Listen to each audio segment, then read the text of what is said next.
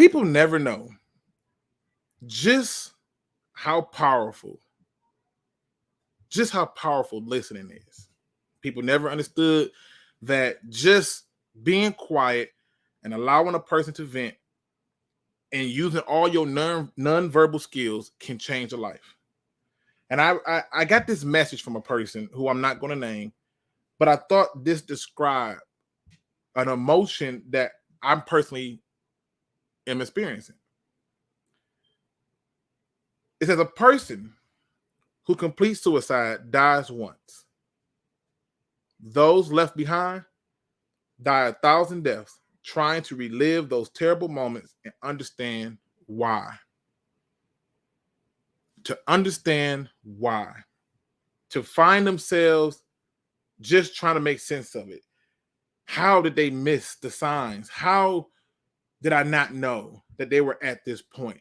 When every time they smile, how did I not see the pain behind those eyes, not hear the anguish in their voice? How did I get here? They died once, but I'm dying every day trying to figure it out. And it's somebody who's going to come on here and see this video, and somebody who's already in here listening, who's having those exact feelings because they've lost somebody to suicide. And when this happens, while you may have gotten to a point of no return, we've never had an opportunity to even know the destination to return from. We simply live with questions. So if you are one of those people who are thinking of suicide, please don't. Please reach out and get help at 1-800-273-8255. That's again, 1-800-273-8255. Whether you know it or not, you are loved. You are needed. You are wanted. You matter. You don't know how important you are, but we do, and we know it the moment we lose you. So before you make a decision that you can't live with, make one that we can. Make one that you can live with and reach out and get help. And if for some reason, some odd reason, I'm only one person and I'm doing my best to manage this all. I'm only one person. I'm not perfect, but I'm willing to go through the war with you every step of the way. I'm willing to make the phone call with you. I'm willing to help. I'm willing to be there. Just simply reach out to any one of these social media feeds with a simple message of, we need to talk. Put a message in the video. We need to talk. Create a fake account. We need to talk. I promise you, I will show up. But before you make a decision, before you make that decision, make one decision to make a phone call. And let's talk football. Welcome back, welcome back, welcome back.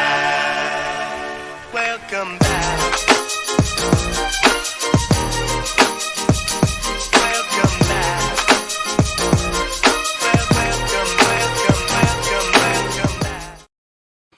What's going on, Pride Nation? And welcome back to another Field Review podcast show. I'm going to have to find another name for it because I don't know if you noticed, if you're looking at the title, you probably see that I'm on here doing it with a subscriber named Lions Rumble 81. You're probably thinking, hey, I know that guy. He's in the chats. He talks. He has fun. This is great. What you don't know is this is a little bit different. Yes, people, it's a little bit different because he's no longer just a subscriber. That's correct. Just like my man's William Birch, he is a contributor. He is now going to be a co-host. So if you're here in the chat, please give my new one of my newest co-hosts, who hopefully he's on here more than not, but I understand things come up in schedule in life. But give my newest co-host a big hooray, hurrah, and a welcome, baby. What's going on, man? Man, what is going on, man? So I probably had the sound system, the soundboard hooked up to it, right? I got caught up on a phone call with my brother and completely forgot. So I jumped to the regular mic. I had hand claps and horns. I had Leonardo DiCaprio giving you the toast. I failed. So in that regard, as Green Arrow would say, I failed the city. But I'm happy to have you, man, and happy to have you on the Talk Ball. And hopefully everybody else enjoy us. Obviously, we're not going to agree on many things, and that's cool. That's cool. Please That's feel cool. free. Please feel free to check me. I can handle it. It's not that big of a deal. But man, listen. Welcome to the show. Tell people what they can expect from you as a host on this show. Going forward. Oh man, just energy. First of all, thank you for having me. I think this is going to be just going to be an amazing experience for both of us. And we don't have to always agree on everything. That's what makes us unique. But Facts. yeah, I'm roaring loud and proud out here in Vegas. So you can expect me to continue roaring and being the voice out here out west. Love this team. I love your platform. I love everything that you bring, the positivity and just the knowledge of what we need as a fan base and what our team needs. So thank you again for having me. Man, 100%. Now here we like to acknowledge those who are in the chat. Those people who get in here, we want to make sure we acknowledge them. So I'm gonna go through as I put their comments up on the screen. It says, "What up, Luke? I can't stay. I'm going to the Pistons game. Hey, go check them out, man. Support the Pistons, bro. I'm Team Detroit. We can get that win. Let's take it. But I appreciate you for jumping in and hollering at a brother. I appreciate that for real. All right, let's see who's in the building, sir. So I'm gonna give you a chance to see if you can handle it. I'm gonna go through. All right, we're gonna see if you can get these names better than me, because if there's one thing I would love to give up is saying people's name. I am horrible at it. Let's go, man. First person up, we got out here. What? Ooh, first person here. Looks like Looney Tunes over here earlier. No, we have look, I got him on the screen for you, so you can see. Oh, my bad. I put it on Jon the screen. Kapler. Yeah, Jon Kapler. I see you, baby, at work. Yeah, man. Looney Tunes. Yep. We see you. You see you. Kyle Webb. What up, though? Hope all is well. Detroit D. What up, though? Yes, sir. Lions Lee. Yes, sir. Super Saiyan Lions. What up, though? I think that's a dope ass name, by the way. Oh yeah. Super Saiyan line. Like, people don't understand what it's like to go Super Saiyan. Like, you can man. That's when you go from like just being human to full out beast mode. They don't get it. Yeah. Sky Guy. Sky's the ceiling. How you feeling? John Jones. Let's rumble. One Funky Lions fan. What's good, fam? Man. Craig Bivens. What up, though? In the mix. We see you, baby. One of my favorite Anthony people, Fitzpatrick, which is the Roar of the Lions UK. Anthony from Roar of the Lions UK. I actually missed this show. I don't know if it was today or not, but I feel like I missed it. I think I got a notification for it. Boy, let me tell you something. Today was a day that they made sure that I went into the weekend with them taking every. They didn't even make it a penny yet. It's just copper at this point. It's not even. It's whatever metal they use for a penny. And they was like, we're going to get that out of you, plus blood, sweat, and tears. So I totally they dig in the it. crates. I love those guys, man. They All dig in the crates. I grabbed the last few names. We got my man, Detroit fan man in the building. Makai Holt is in the building, who said he's going to the Pistons game. We got Frank in the building. We got Don Burr. It says, if I see anybody with a Detroit Rams t-shirt on, we fighting flat. What the hell is the Detroit Rams? Don't tell me is people really doing that?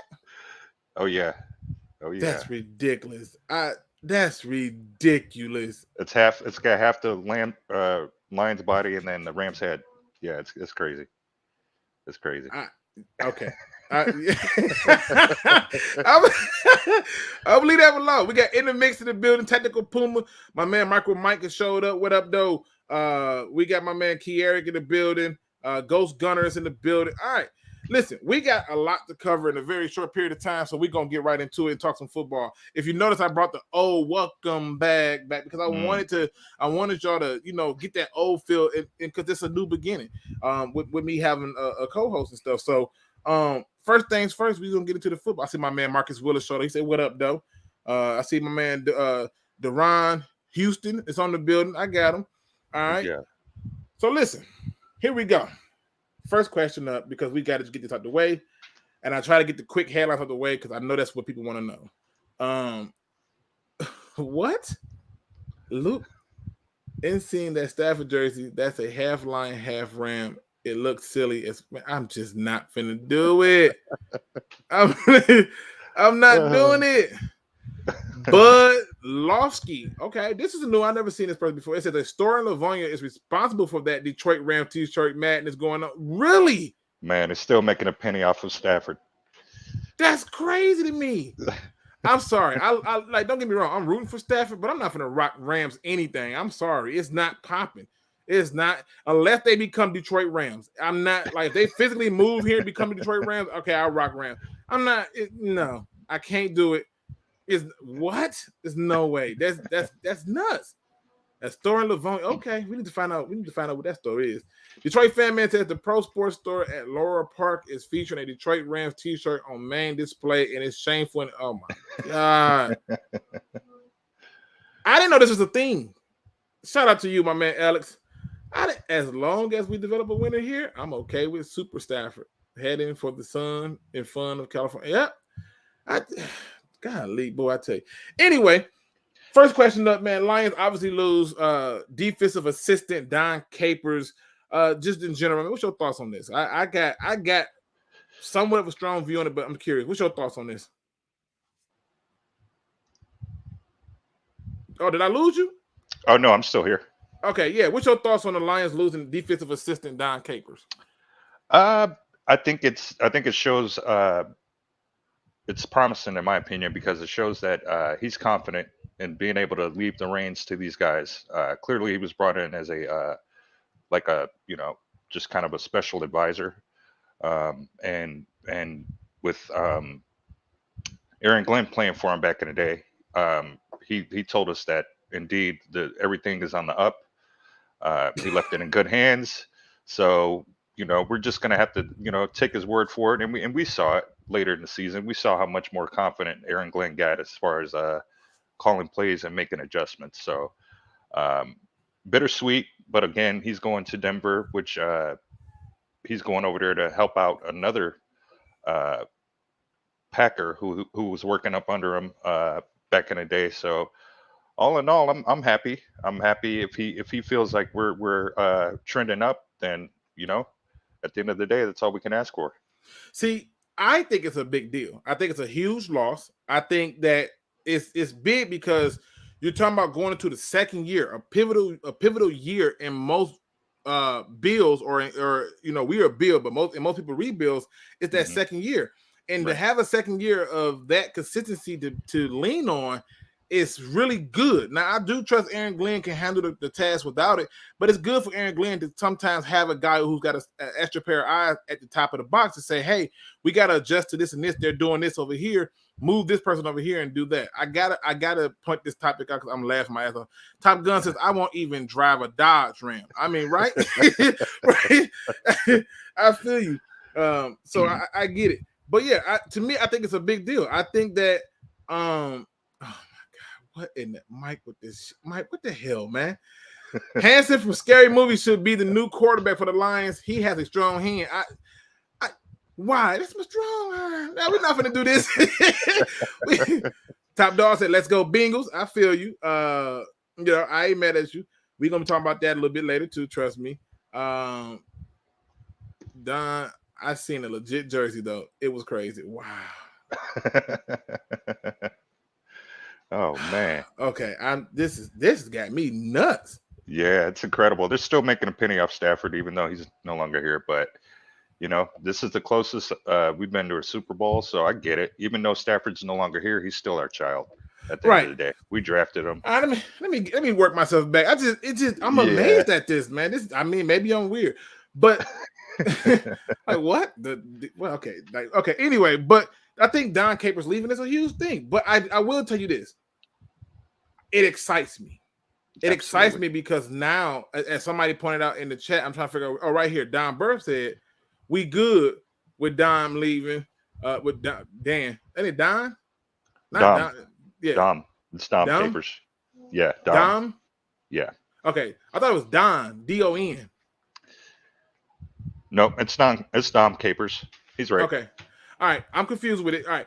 But he says with him, he says we do with him leaving, training wheels officially off. And that's the exciting part to me. Exactly. But it's also the scary part because then once AG do it again, we definitely losing our defensive coordinator. Like, bro, we actually Like we actually are literally losing coaches, man. Like if people don't see a difference in this head coach, in this ownership, just look at this. We're losing coaches. Like Absolutely. Frank Fairley ain't finna be here too much longer. Somebody gonna find a reason to get him over there. But you could be an offensive coordinator. Watch, it's gonna be something. Absolutely. Yeah, I mean, this comes as no surprise. We knew after last year, with the program that they were going to be sought after. All of our coordinators, all of our position coaches. I mean, we heard Ben Johnson. We heard several people were looking to get them on their team, and Dan Campbell was sprinting around trying to find some place for him on this team. So it's no surprise, and I love that. I love that. That definitely shows promise. That definitely shows that we got the right guys in places. And yeah, man, let's just sit back and enjoy this. This is an amazing time to be a Lions fan. Now, So, Lions Lee says, who would we rather have lost, Capers or Aaron Glenn or Pleasant? Dom, Dom. by far. Dom. I mean, hands down, Dom. It's got to be Capers that I would rather lose at this point. And if I'm losing anybody, but like I said, I think we're gonna lose even more coaches because I think if the Lions really only got to win 10 wins, and them coordinators and they're gone, they're Right. done. So it's gonna be a huge transition in my opinion. But do you feel like that? Do you feel like this transition? This is a good one right here. It says so. Reed Capers. He was brought in to aid AG's growth as a first-time DC. Now he's already getting head coaching interviews. Seems like Capers handled his transition responsibilities and can move on, right? That's fair. That's fair. I just feel like it's a big deal. I just want that second year is so pivotal, like the pivotal to me that it's like, I just really want to see it. Credit to Dan Campbell for having a staff that is being looked at, and that Absolutely. don't stop there. Credit to Sheila Ford. Credit to Brad Absolutely. Holmes. These are people who are breaking these people in. Yep. And this organization was they were, Dan Campbell put together this group of people who he felt were ready to take that next step. And what better way to prove that than by coming to Detroit, righting the ship, and just allowing them to, put their money where their mouth is. Like, let's just be honest. Like, you can actually see the improvements in our secondary. You can see the improvement in True. the culture. So, that's what you want out of your head coach, motivator, somebody who knows the game, somebody who's played the game too. So, Well, hoorah. I mean, it's one of them things, man. Shout out to my man Dan in the building. He said, "Sorry I'm late. What up, Luke and everyone? Happy Friday." I know, TGIF. You should have saw me at work, boy. Ooh wee. I didn't care I didn't care what nobody did. I got called a few bad words. I was like, great, yeah, great. It's Friday. I don't really care. Like I literally was like, I didn't care. Technical Puma says Sheila deserves nothing. He ready to kick her ass in the hole like on 300. Remember 300 when he was like, "This is Spartan. Oh, She deserves man. nothing." Kick her in the hole. Like, come on, give her some credit, man. She did. She has tried to right the ship. She has Come on. listened to us fans for the most part. She brought in the organization. She listened to Chris Spielman first and foremost. And then I got the ball rolling. She absolutely gave Matthew Stafford an opportunity to go to the big game.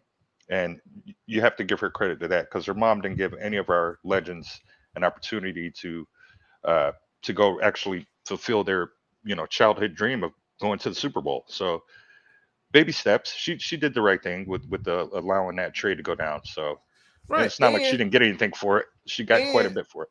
It's not like it was guaranteed it was going to make it to the Super Bowl. Exactly. So, and we still walk away with good draft picks. They're gonna, they're gonna do it. Now, I didn't set my co-host up with this, but I didn't give him this question, so I'm gonna see how you feel. I'm gonna give an unpopular opinion. We're gonna see how you feel about it. Okay. Are you ready? I'm ready. Y'all ain't gonna like this one either. I can tell you right now, y'all not gonna like this. Anthony Lynn was not the problem with the Detroit Lions offense at the beginning of the season. He just wasn't. In fact, I believe that not only was Anthony Lynn not the problem, I believe that the problem resided in just a miscommunication between him on what he thought he was going to have the ability to do versus what they end up telling him he was going to do. And to me, Anthony Lynn is never been the problem. Anthony Lynn wanted DeAndre Swift to be the starting running back, and he wanted to run his offense through DeAndre Swift. Other coaches decided that it'd be better served if Jamal Williams start and it's Thunder and Lightning. I don't care how you do it, but at the end of the day,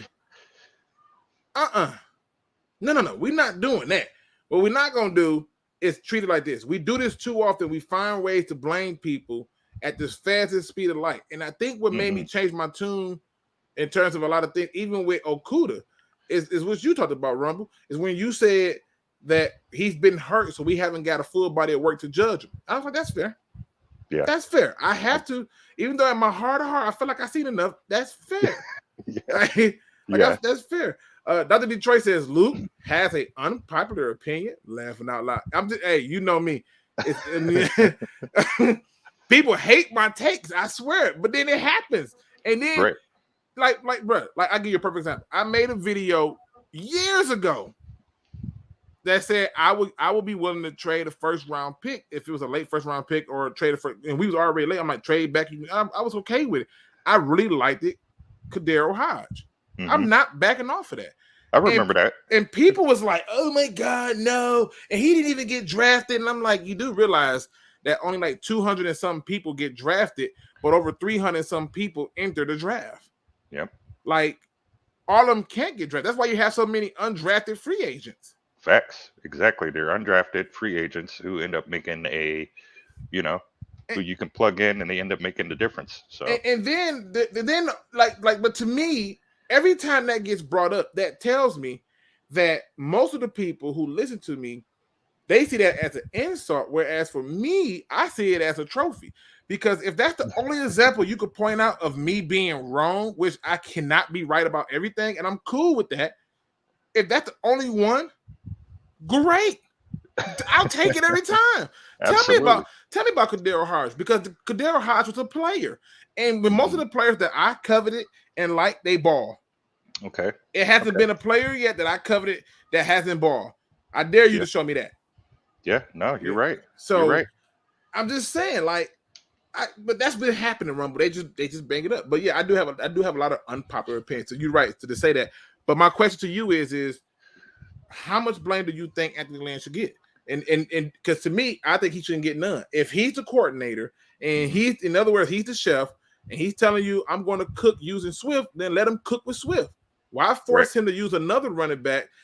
And most of that, I believe, came from the fact that Deuce Staley was clear about it. You don't block, you don't play. And Williams is a much better blocker. I get it. Yeah, he's deep here too. My take on it is simple. It's if for whatever reason, let's not forget that Anthony was a head coach at one point in time, and for whatever reason, they just felt like he wasn't the answer there. And oh my gosh, I can't even. The Chargers, the LA Chargers, for whatever reason, they just felt like he wasn't the answer, even though he drafted. He had the rookie QB at the time, and they were kind of on the upswing. But I think I'll take that question in two parts. One being Dan Campbell basically snatched him up because he knew of his tenure as a coach, and he just felt like, you know what, I'm going to give you an opportunity to be on this stage with us. Somebody's going to see you, and somebody's going to want to pick you up as a coach. So to me, I think Dan Campbell brought these guys in just so that they can be like, hey, look, we have these talented group of men, and it's a melting pot. It's Neapolitan over there in the Detroit Lions coaching staff. So can I fault Dan Campbell for doing what he did? No, because like you said, Deuce Staley was very adamant about what he wanted in the players, and so was Dan Campbell. We're going to bite kneecaps. You're going to knock us down. We're going to bite kneecaps. So if he felt that what they were trying to put out there in the field wasn't what Anthony Lynn wanted, then obviously he's going to listen to Deuce Staley. Deuce Staley knows running backs better than anybody. He was a running back, and he was a damn good one at that. He's the assistant head coach. And he's the assistant head coach. So with that being said, you know, I believe him and Dan Campbell and Deuce, you know, did things in the New Orleans Saints that was, you know, like, you know, thunder and lightning. You know what I mean? Like it was just like, you know, Sidebar. I gotta go back. Say that one more time. The who Saints? the who? The who Saints? How you say it? New Orleans. That's how you know I ain't. That's how you know I ain't from there. I still say new. I New say Orleans. he. Sir, salute to you. I don't say that. Like you know how like. Well, I had some of that good gumbo when I was down there a couple years ago. So yeah, but I figured you had to live there because when you said you know like the New Orleans Saints, I was like New Orleans. I was like, Yes, what? sir. I ain't mad Yes, at you, sir. bro. I just want to point that out for the people because, like I said, at least y'all got somebody who's gonna be able to enunciate a damn name. I'm just giving y'all the heads up. Lions Lee says Luke is fueled by unpopular opinions. He's naturally a zig when they zag type of guy. I just see things so Lions differently. Lee, hey, that's funny. That's I funny. just see it so differently. Like I see it. I don't see it on popular opinion. I see it based on like, well, wait a minute, this don't add up. Like when people say, "Oh, 800's got a high motor," I'd be like, "Oh, okay." I do. What game did that happen in? Did I miss something? Yeah. So I'm just saying. But I put it like this. I know I saw a comment earlier where it said like he didn't spread the ball out enough. I didn't think that was the problem. Like I seen games where people were open and stuff. I just think the quarterback wasn't letting the ball go. And I think the difference that you saw in the quarterback play the second half was they took the ball out of his hands. They put it on the ground. They ran the ball more. And, you know, that's what changed it. A lot of things for him because now it's not on him. It's on the run game to set it up for him to throw, which he works better out of. So if you don't believe me, it's how he got to the Super Bowl. Thank Todd Gurley. Yep. So this is true. So I gave you that little curveball. I had to do that. You know what I'm saying? Yeah, that was beautiful, man. That wasn't so bad. Yeah, he says, I might be that. crazy, but I wouldn't mind seeing Holmes pick Kenneth Walker, running back, top of the third. Ooh. Okay. Let me think about this. Okay. Okay. So if you take Kenneth, okay, I think Dan Campbell is in love with Hayward from Michigan State. I think he sees a big body tight end who can play tight end and fullback, and I think he's in love with him. But Kenneth Walker. So who are you saying bye to? You still got Jamar Jefferson. You still got you are you saying that they're not re-signing Craig Reynolds? Like somebody got to go. So who are you saying goodbye to? That's a question. Yeah, there's too many hands that are going to want to totes and carries. So yeah. But ironically, Joseph, I don't think I'd be mad at it. Yeah, he can go special teams. You know, we would have had running backs in the special teams role. Go back there and return kicks and end up being something special. Or what if Swift has already informed him that he's leaving? Like to me, if they take a running back, maybe Swift has already told him like, hey, at the end of my contract, I'm gone. I don't know. Yeah, we don't know that. You know, I don't know. I mean, it's an interesting take. I'm not gonna kill you over it. All right, so the NFC North got some new head coaches, right? Yeah, they got two. The Bears have brought in a guy named Eberfluff. I just want to say the name. Fluffer. Fluffer. I like the Fluffer name. Damn, I forgot the damn Vikings head coach name that quick. Oh my goodness. I just forgot it that quick. I had it. Oh man. It's gone. It's definitely gone.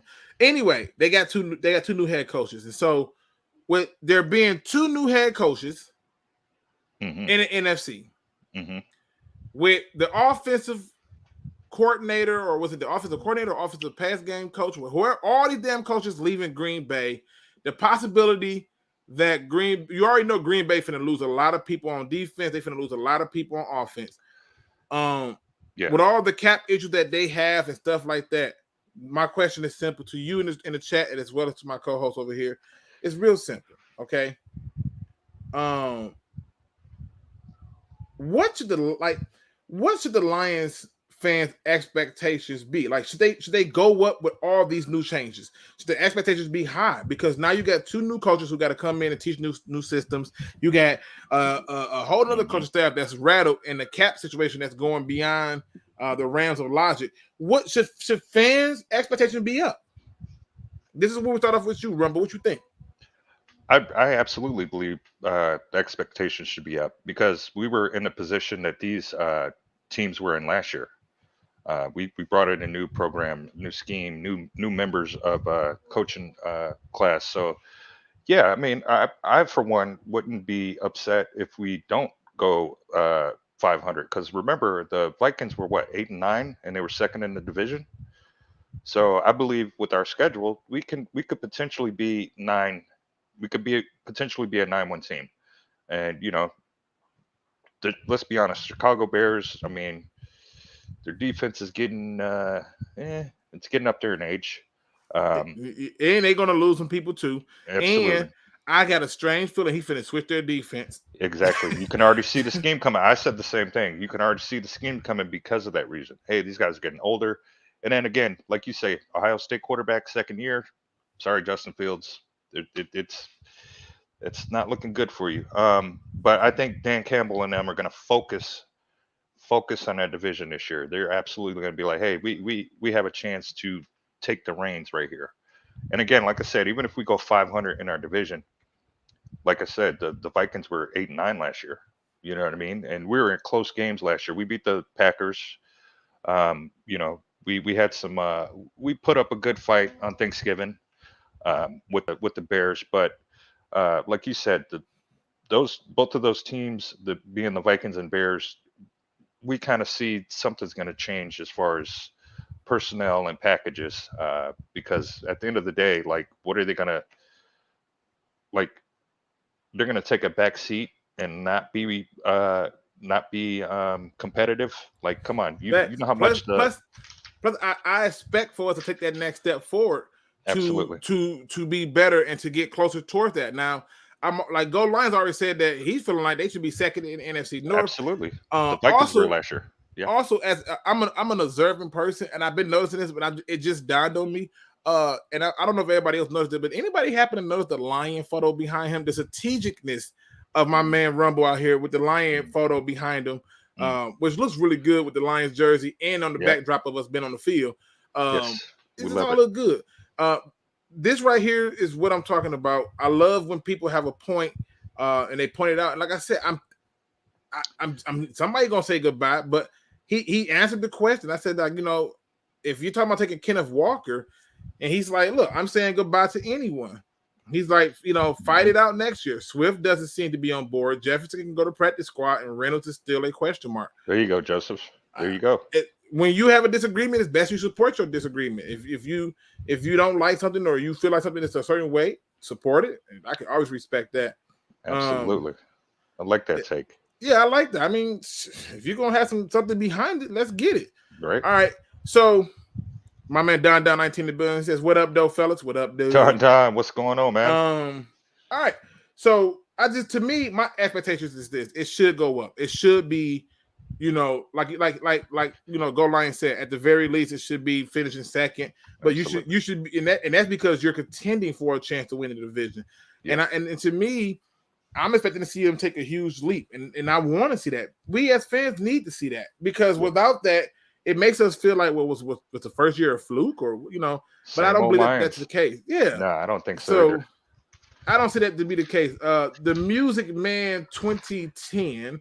Anything less than 6 wins this year is a bad season. Anything more is a plus, in my opinion. Oh, you started something now. No, I agree. I agree with Music Man started something. The Vikings secondary, they had Patrick Peterson back there. I don't see him resigning. They only signed 1-year deals.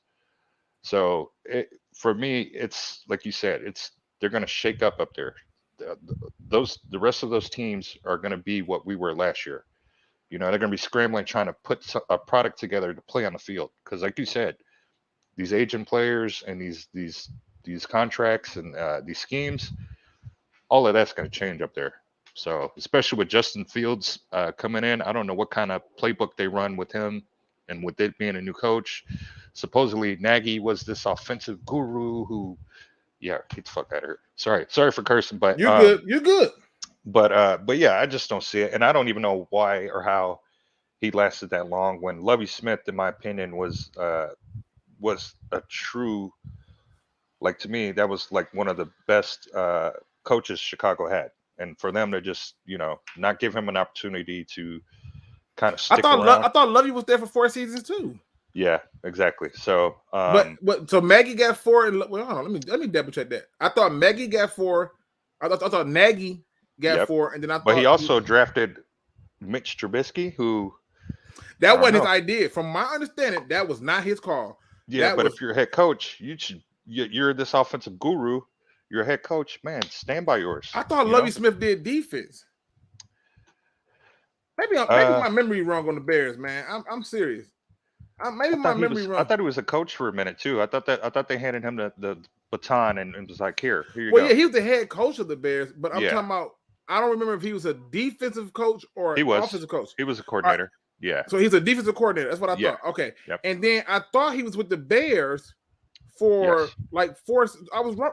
So he was with the Bears from 2004 to 2012. Okay. So he was there longer than Matt Nagy. Mm-hmm. So they didn't do him too bad. They were competitive, right? They were good though. They were good during that. But you felt that they should have capped him and stayed the course. Yeah, stayed the course. Give him an opportunity to get because again, he made a transition from and he built something, but I just felt like he was a couple pieces away from really making some noise out there. So, but yeah, these guys, like you said, fluff, and the Vikings head coach, who they don't even have on their website at this moment. So I just don't. I'm glad they're doing it because it's going to give us an opportunity to show the NFC North what we're all about. So now, Don Burr says, I just want to say this: I love my moms. Need that hug after a long work week. Nothing like stopping by seeing my moms. Just, man, embrace your parents, mama. Man. Yes. Embrace your parents, mom, dad, and everything, man. Embrace them, because some of us don't still have them. I'm lucky enough to still have my mom. My dad obviously is not with me. I had the pleasure of not only losing my biological father, but then losing the guy who stepped up after I lost my biological father, and then lost him, who I also called dad. So embrace them parents, man. So I like to see stuff like that. Man. Put the grudges to the side. Hug your love. Let's talk a little draft. Boy, it's like every time we talk draft, I upset some people. Now, let me just get this in there. It says, I said, joined in late. What's the discussion? We on to the new one right now. What is your nightmare scenario for the Lions' first 2 pick? Like, think of the worst scenario you could think of. Oof. And be like, if this happened, like, this would just be an absolute nightmare. Oof. I don't think you can do any worse than what Patricia did and the previous GMs and head coaches did, to be honest. But my nightmare, man, taking a linebacker like we did and him not being able to really put his foot down and get in that playbook and embrace it for what it is. I felt like Tobias had showed glimpses of greatness, but I really felt like he wasn't I felt like he was lost out there in coverage and all of that. But yeah, that'd be my ultimate nightmare for that situation, that we get draft picks who don't embrace it and don't take it seriously and are just there because, hey, I got drafted number 1 overall or first round or whatever. That is my ultimate nightmare situation, because let's be honest, this regime right now is under a microscope. You have other teams looking at coordinators. I know, so right? They don't get this thing right. You know what I mean? If they don't get this thing right and make a run and really put together a team, then what? We wasted several draft picks, and we have 10 this year, I believe. So that is my ultimate nightmare scenario for sure. I had to think about this. Here's my nightmare scenario. 1, we trade down and still miss out on Kyle Hamilton. Yeah, don't say that. Instead of taking Kyle Hamilton, and because the 2 DNs are no longer there, we select quarterback Kenny Pritchett. And then we trade the 2nd pick for a day 2 second round pick, miss out on our next target, draft a wide receiver once we get to the first pick, and with the second round pick, they finally decide to address the defense and draft another D tackle. If that happens, quarterback, receiver, D tackle, and I do trust my GM, I still can be a little disgusted and want to puke in my mouth. That's scenario one. The next scenario is we draft Kyle Hamilton at 2. Mm-hmm. They trade next year's extra first with this year's first to move up and select Nakobe Dean. Now, y'all may be saying, Luke, why would that be a bad thing? I'm not giving up next year's first. No. I'm not giving it up. That could potentially be our replacement for Goff. Absolutely. Right. Yeah. And what you're going to use if you need to trade up to get that quarterback for next year. Yeah. I'm not willing to give it up. We talk draft, and you made a valid point there. I'm okay with them taking the safety, and this is why. And I've been listening to people talk, and they just, to me, makes no sense. But this is the logic. If you know your linebackers are weak, you line him up on the opposite side of your weakest linebacker. Boom, you got a security blanket there. Then you have a linebacker who's top 10 or top 2 round draft pick. You pick him up. Boom, you can almost play mismatches just based off your roster. So if we have some heat back there secondary, and then we have some heat on the line, well, we know the middle of our field is going to be vulnerable. Well, guess what? You can plug and play and find those hidden gems. You can find someone who is going to actually get the playbook and get what it is you're looking for. So, and I think that's a fair assessment. I think it's a fair assessment. It says if Nakobe Dean dropped to 32, we take him, no question. I think if he dropped to 32, great. But if we're giving up future draft choices with this year's draft choice, 2 firsts for a linebacker, named Nakobe Dean, when I know that there's some linebackers I can take and be okay with, we got problems. Yeah. Yep. We got situations. We got issues. Now, Super Saiyan Lion says his nightmare scenario is them drafting their first 2 picks being Stingley and then Willis. Now, that is a scary situation. I'm not going to lie to you. That is a absolute scary situation. Yeah, that's putrid. That's Scary Movie 1 and 2. Right. Like, what the hell? Like, I really, now, even Spanos, even my man Dan, he says Malik Willis at 2 would be a nightmare. Yes. Like, my nightmare is a quarterback at 2, 31 or 33. I know. Yeah. We don't need it. No, we don't. Shout out to my man Troy. He says, Luke, how you doing? I'm good. I couldn't be better, and I'm happy about it. Worst realistic quarterback at 2, then trade up in the first for a quarterback, and that kid's a bust. Ooh. Yeah. We don't want Mitch Trubisky here. No, there's no way. I can't believe the Bears went up that high to get him. I believe they traded up to get him, or there was some nonsense. Anyways, I just didn't think he was.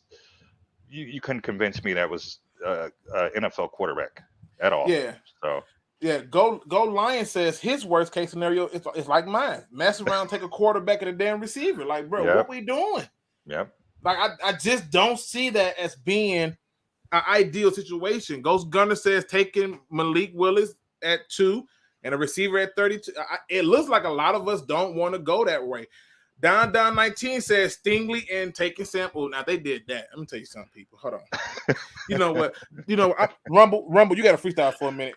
Okay. I need a moment. Did not. I was about to go off. I'm going to let you freestyle. Yeah. No, absolutely. Talk to the people, man. Hold it down for a sec. I'm going to give you a moment. Yes, sir. Yeah, absolutely. Let's be honest here, man. This draft, we have 10 picks. Let's build depth. Clearly, we need to build our defense. We know our secondary has not been feared at all. Anytime our secondary was back there this year, they were just throwing the ball up. They didn't care who was going deep. But we absolutely need to address our secondary with this draft. It's a good defensive draft. And then we build those depth pieces at line, whether it be line, linebacker, whatever. We have to solidify the deep ball. If we can solidify the deep ball, then we should be good. We should be sitting pretty. We don't want any deep balls because that's how we get our hearts broken. That's how they make that play to go down and kick a 60-yard field goal because they don't fear us deep. So at the end of the day, we need to build our secondary. We have two coaches who specialize in secondary, who specialize in corners, who specialize in those, those guys that are out there on the island. So I absolutely believe we have to get Hamilton at number 2. He's a Swiss Army knife back there. You can line him up at linebacker if you need to. You can line him up in the middle of the field. You can line him up to where he can blitz, So we all know that needs to be a point of interest to us. So I don't see us trading that number 2 pick at all. Not with him up there. But yeah, we have to solidify the secondary when we don't even know what we're going to get out of Kuda. So let's see. Now listen, I literally muted myself so I can cuss. Y'all don't understand. I want you to understand something. All right.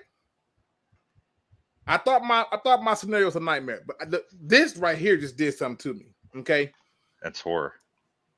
Cornerback it has to be the hardest position to transition into at any level.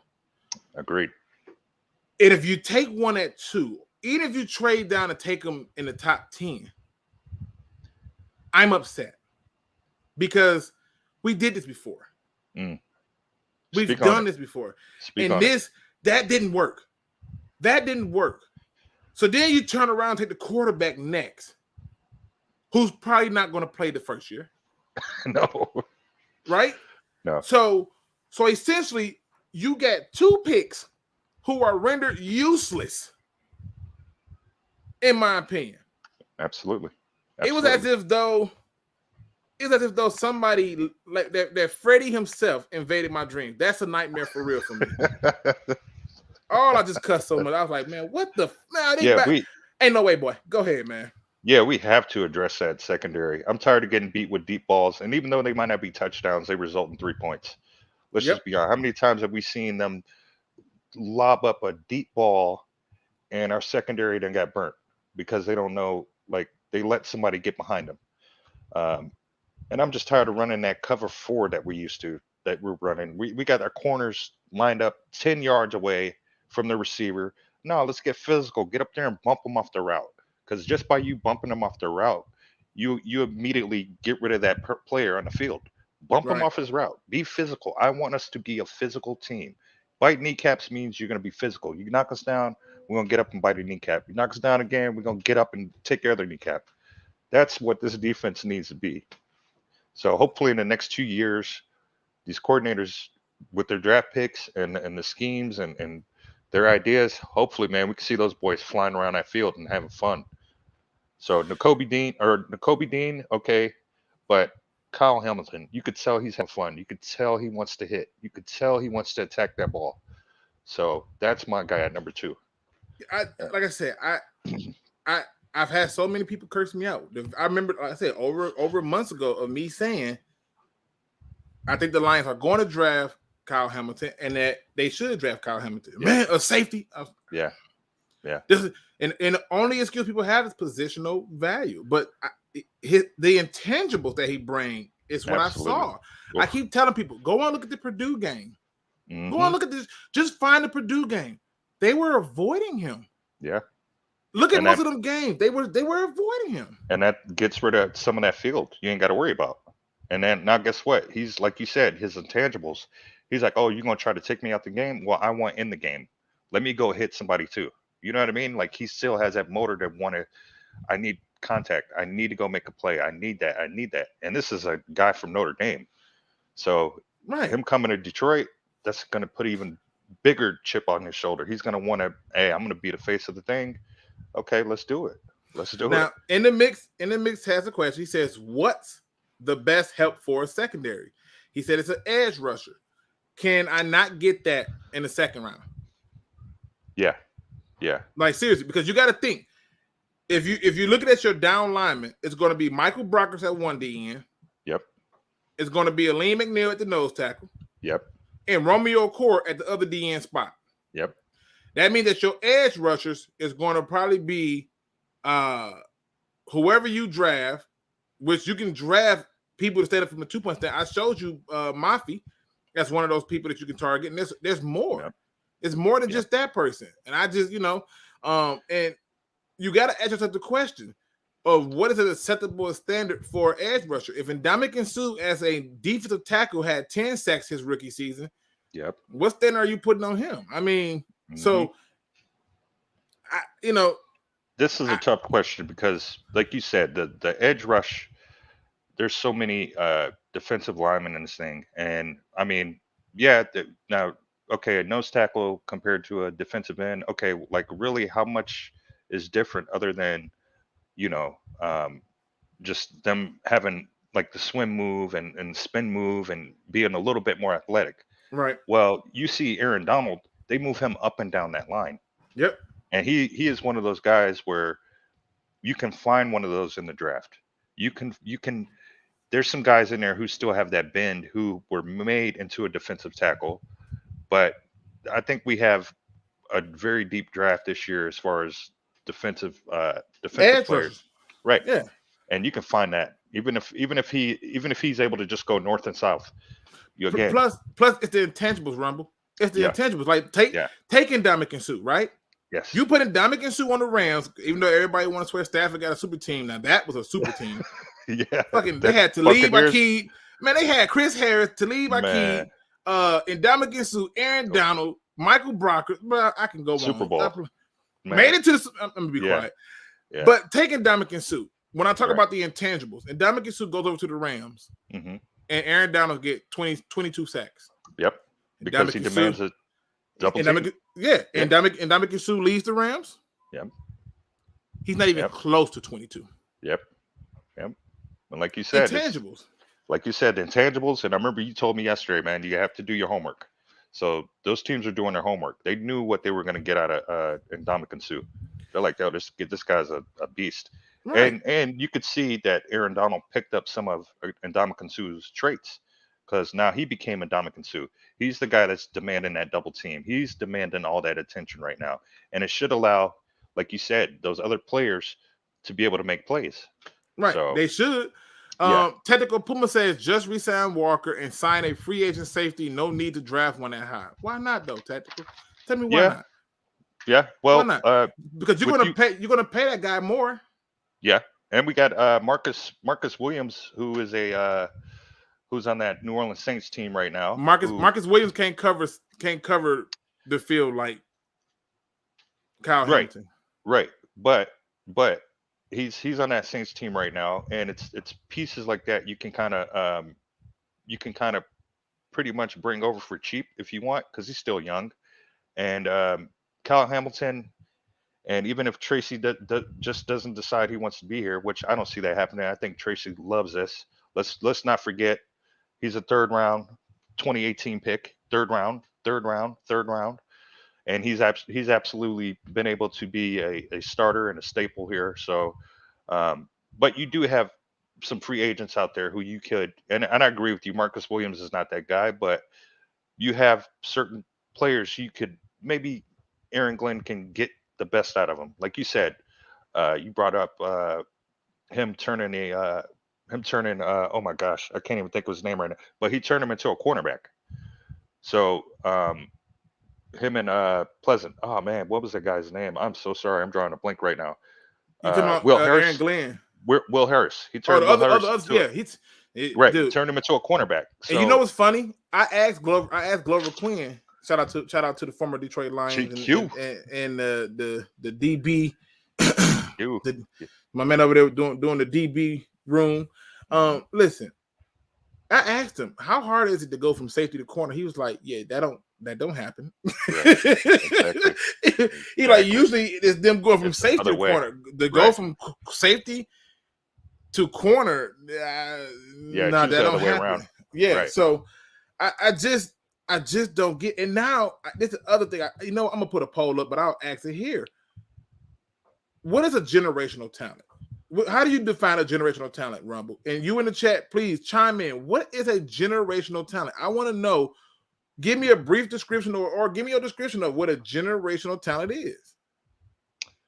Man, a generational talent to me is somebody who, especially in NFL, who you can leave out there on the island and you have 100% confidence in them that I ain't got to worry about his side of the field. I ain't got to worry about him, or I give him these tools and I don't have to. He's a quick learner and he picks it up quickly. And like you said, generational talent. Clearly, somebody like Watt, T.J. Watt, who's had a brother in the league, who he's watched, so he gets a edge up on training. He gets an edge up on what the NFL is looking for. So now it's easier for him to come and make that transition. Now, I'm not saying T.J. Watt wasn't already going to be that dude, but let's be honest. Certain programs and certain people that are going to give you that step up on the competition. So generational talent to me is somebody who does their homework, somebody who knows what they are.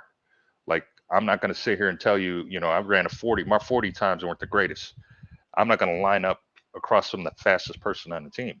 I know my limitations, and I'm willing to take criticism and allow these guys to make me into something that I might not necessarily see in myself. If I already think I'm the shit, then why would I even want to be on a team? Right. Why compete? Why compete? I already know I'm no. That's a generational talent. Somebody who's not going to give you like, okay, you can criticize me and I'm willing to learn, So correction, Steve-O. I love Steve-O's always correcting me. Again, I ain't gonna lie to y'all. COVID has messed my brain up, bro. I forget so much stuff now. If I don't write it down. Oh, you said Aqib Talib. Yeah, Talib was on the I said Aqib Talib, and I said Chris Harris. That lets you know that my brain I was thinking, Jesus. Good catch, okay. Steve-O. Good catch, But, baby. Right, Marcus Peters. My apologies. Yeah. Harrison did play for the Broncos. Listen. My apologies. Correction. Yep. Marcus Willis says Hamilton is more than a safety. He can line up as strong, free, slot, and as a hybrid linebacker. You ain't got to tell me. Hamilton is a Swiss knife. Like, absolutely. It all started with T.J. Hockenson. When I told everybody we taking T.J. Hockenson. No, we're not. Okay.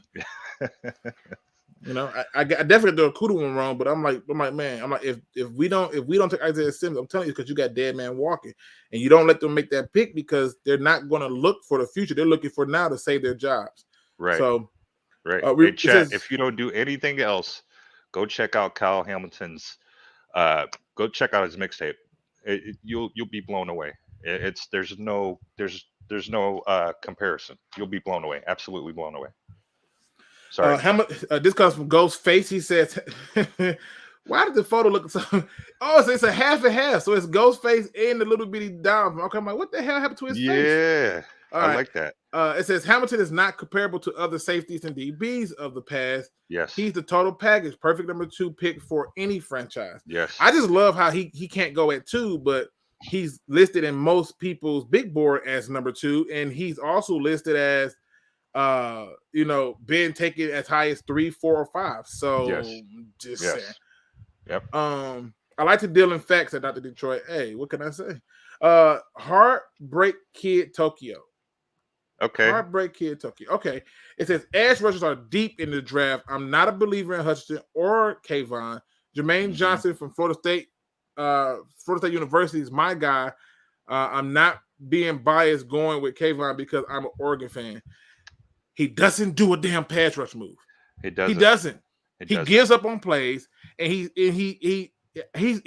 gotten here off of measurements alone. Yeah, off just his body size. Like, yeah. And shout out to Heartbreak Kid Tokyo too. I see you said Hamilton don't get any picks. Well, he does get a lot of deflections, and like Luke G said earlier, the guy sometimes they're afraid to throw. Sometimes they're afraid to throw in his direction. So that alone is what we need. Like, see, this is the thing. It's these minuscule stats that people don't understand. Oh, if you are a defensive lineman, you got to get sacks. If you are a cornerback, you got to get interceptions. If you are a safety, you got to get interceptions. God forbid you are good in run support. God forbid that people actually avoid you. There are intangibles that do not show up on a stat sheet. And what I mean by that his intangibles, 6'4", 220. No, you can listen. You can put that on a stat sheet.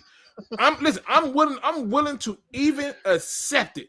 I'm willing to accept it and say, he is, you know what? You can get that. You can get that done, right? Like, I'm not even finna sit here and act like that can't happen. However, I want y'all to understand something. Watch the games. Don't do nothing else. Just watch the games. They are avoiding him. That's why he don't get sacks.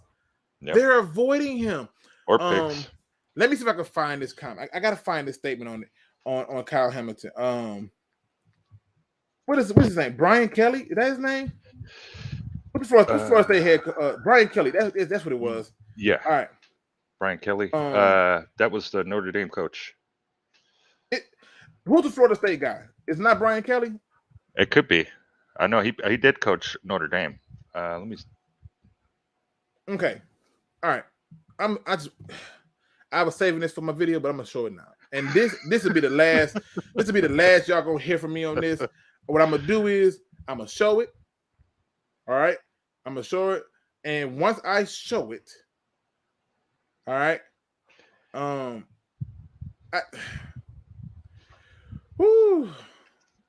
gonna show it. I'm lining it up. I'm lining it up right now. All right. It's all good. It's all good. But yeah, chat. You go look at this guy. Go check this guy out. Yeah, he might not get picks, but like you said, it's those intangibles, Luke G. It's the fact that nobody wants to throw his way. It's the fact that nobody really wants to get hit by him. There's some plays last year where a guy caught the ball and he all but dislodged him from the ball on a legal hit. This guy is 6'4", 220 and can run like a gazelle. Like he had a pick against Florida State where he was on the opposite side of the field on the sideline damn near, excuse me, and ran across the field and made the pick. Like the play wasn't even on his side of the field, but because, like you said, he wants to be so much involved. I love that about that kid. I really do. I really do. Okay. All right. I think I might have got it queued up. I gotta find the other part of it, but I want y'all to understand something. All right. I want y'all to understand something. That y'all don't sometimes I don't think y'all understand that intangibles are a scary thing. You know, so it's a scary thing. I'm gonna put it right here. Let me see if all right, here we is. So there was a conversation that they was having, and what they did was they asked the questions, which was simple, which was Florida State was going against, I believe, Notre Dame, and they asked about Kyle Hamilton, and the coach, I want to say it was the coach or somebody, they talked about it, and they said that he has the athletic ability of Sean Taylor, the ball skills and smarts of Ed Reed, and I'm trying to remember I can't find the damn statement. I'm looking for it. I can't find it. But I think it was 3 players that he made up. They said that he basically was Sean Taylor, Ed Reed, and like Troy Polamalu all in one. Like he had the size and everything. Now, what I'm gonna do is I'm just gonna show you a little bit. Not enough for me to get kicked off of here, but just a little bit. All right. If I don't respond to something, people, please forgive me. Let it fly. We passed on Isaiah Simmons and Michael Parsons. We can't pass on. Please say it again. Y'all talk about All it, right. Nick. Talk about it, Nick. I watched Hamilton a lot of games. Okay. All right. Here we go. I'm not going to show much because I cannot get kicked off of here. I don't want these problems. All right. Clearly, the arrow is pointing here. I'm not trying to alter it. I'm going to show a little bit of snippets. I just want y'all to see. You're not going to see everything immediately. Oh, is that him in the slot? Okay. Let me just show you. Now, mind you, this is the beginning of the game. This is one of 2 times. I think maybe one that they tried him. They tried him right here. Now, y'all may be saying, "Oh, he did let the ball away." I know you want the interception. I got it. I'm with you. That wasn't even his man, though. He reacted to the ball. And see, exactly. Right. Dude, y'all don't even understand this. Okay, now I want y'all to see where the next one at. I'm not gonna get myself kicked up off it. I got this. He right here. Watch how they. This is all in the same order, snap for snap, all in the same. Watch this. They're not gonna go to that way no more. Watch this. This is why he don't have interceptions. This is why he does. Listen, bro, look at this. They're staying away from. Look, he on the left now. They're gonna go to the well, he's on their right, his left, right. Okay. So they're staying away from him. Look at this. Mhm. They're literally staying away from the guy. And he wants so much to be involved in the play. He wants so much to be involved in play. Look at him. Look where he's at. It's Dude, look at this. The quarterback ain't even looked over there. He don't want them problems. Look, he on the left. They right. Now, right there, this is one of the players that I had on my list as, look, this is ugly. That's a tight end. And I said, this is ugly, especially when you got two dudes coming to finish him. mm-hmm. So, I mean, you got a lineman and a tight end, it's going to happen. Yep. Right? Yep. But look at the strategicness of it. This is already designed like, bro, go get him. Yep. Y'all go find him, go get him out of here. Yep. So I'm just showing you already. They're staying away from the guy. This is why he don't have all these interceptions and stuff. They don't want no parts of this. So when y'all say he don't have certain stats, when y'all say he don't do this, just know it's not true. Now, let me switch gears a little bit. I don't want to hang on him all day. All right. Now, this one right here for the piss a lot of people off because I want to talk a little bit of Super Bowl. So it's simple. It's a simple question for you, Rumble. Should Lions fans be rooting for Stafford on Sunday, or should they be rooting for the Bengals? Tell me why they should be rooting for whoever you choose. Clearly, the NFC, that we're in that division. So I'm always going to root for the NFC side. And that's not putting any shade or dirt on the AFC side, but again, like we said earlier, Stafford was our baby. He grew up here. So even though he's no longer here, he's still our child. We still have to root for him. And I'm not saying you have to go out and be all rammed out, but again, how many legends came into this organization who did not get the opportunity that he's about to get, that wanted that opportunity, that we felt as fans they need that opportunity. So this is big. This is big just for him, and just for him. Him and his wife grew. They had their babies in Detroit. They had their babies. Their children grew up around us. So you have to root for the guy, and even if you don't like the fact that he asked for a trade, I mean, who would want to go through a number 5 rebuild? So, I'm biased because I know he went through several rebuilds, and I gotta, hey, all right, you know what? Here you go. It's like seeing your baby go off to college, but you just know that a piece of them is always going to be there in Detroit. So that's my take on that. Now, I got a request to show him against Notre Dame. So I am looking for it. So just know that I'm multitasking. Show him against Georgia? Yeah. Okay. One bad game out of, No, listen, because a lot of times what people may think it's a bad game, statistically, I'll look at the film and say, like, okay, we really want to talk, because, like, statistically, George Karlaftis got a game where he didn't statistically do nothing, but when I watched the game, he wrecked the damn game. I was like, oh my God. Yeah, we can't judge talent just based off one game. Like you said, there's a reason why there's more than one game in NFL.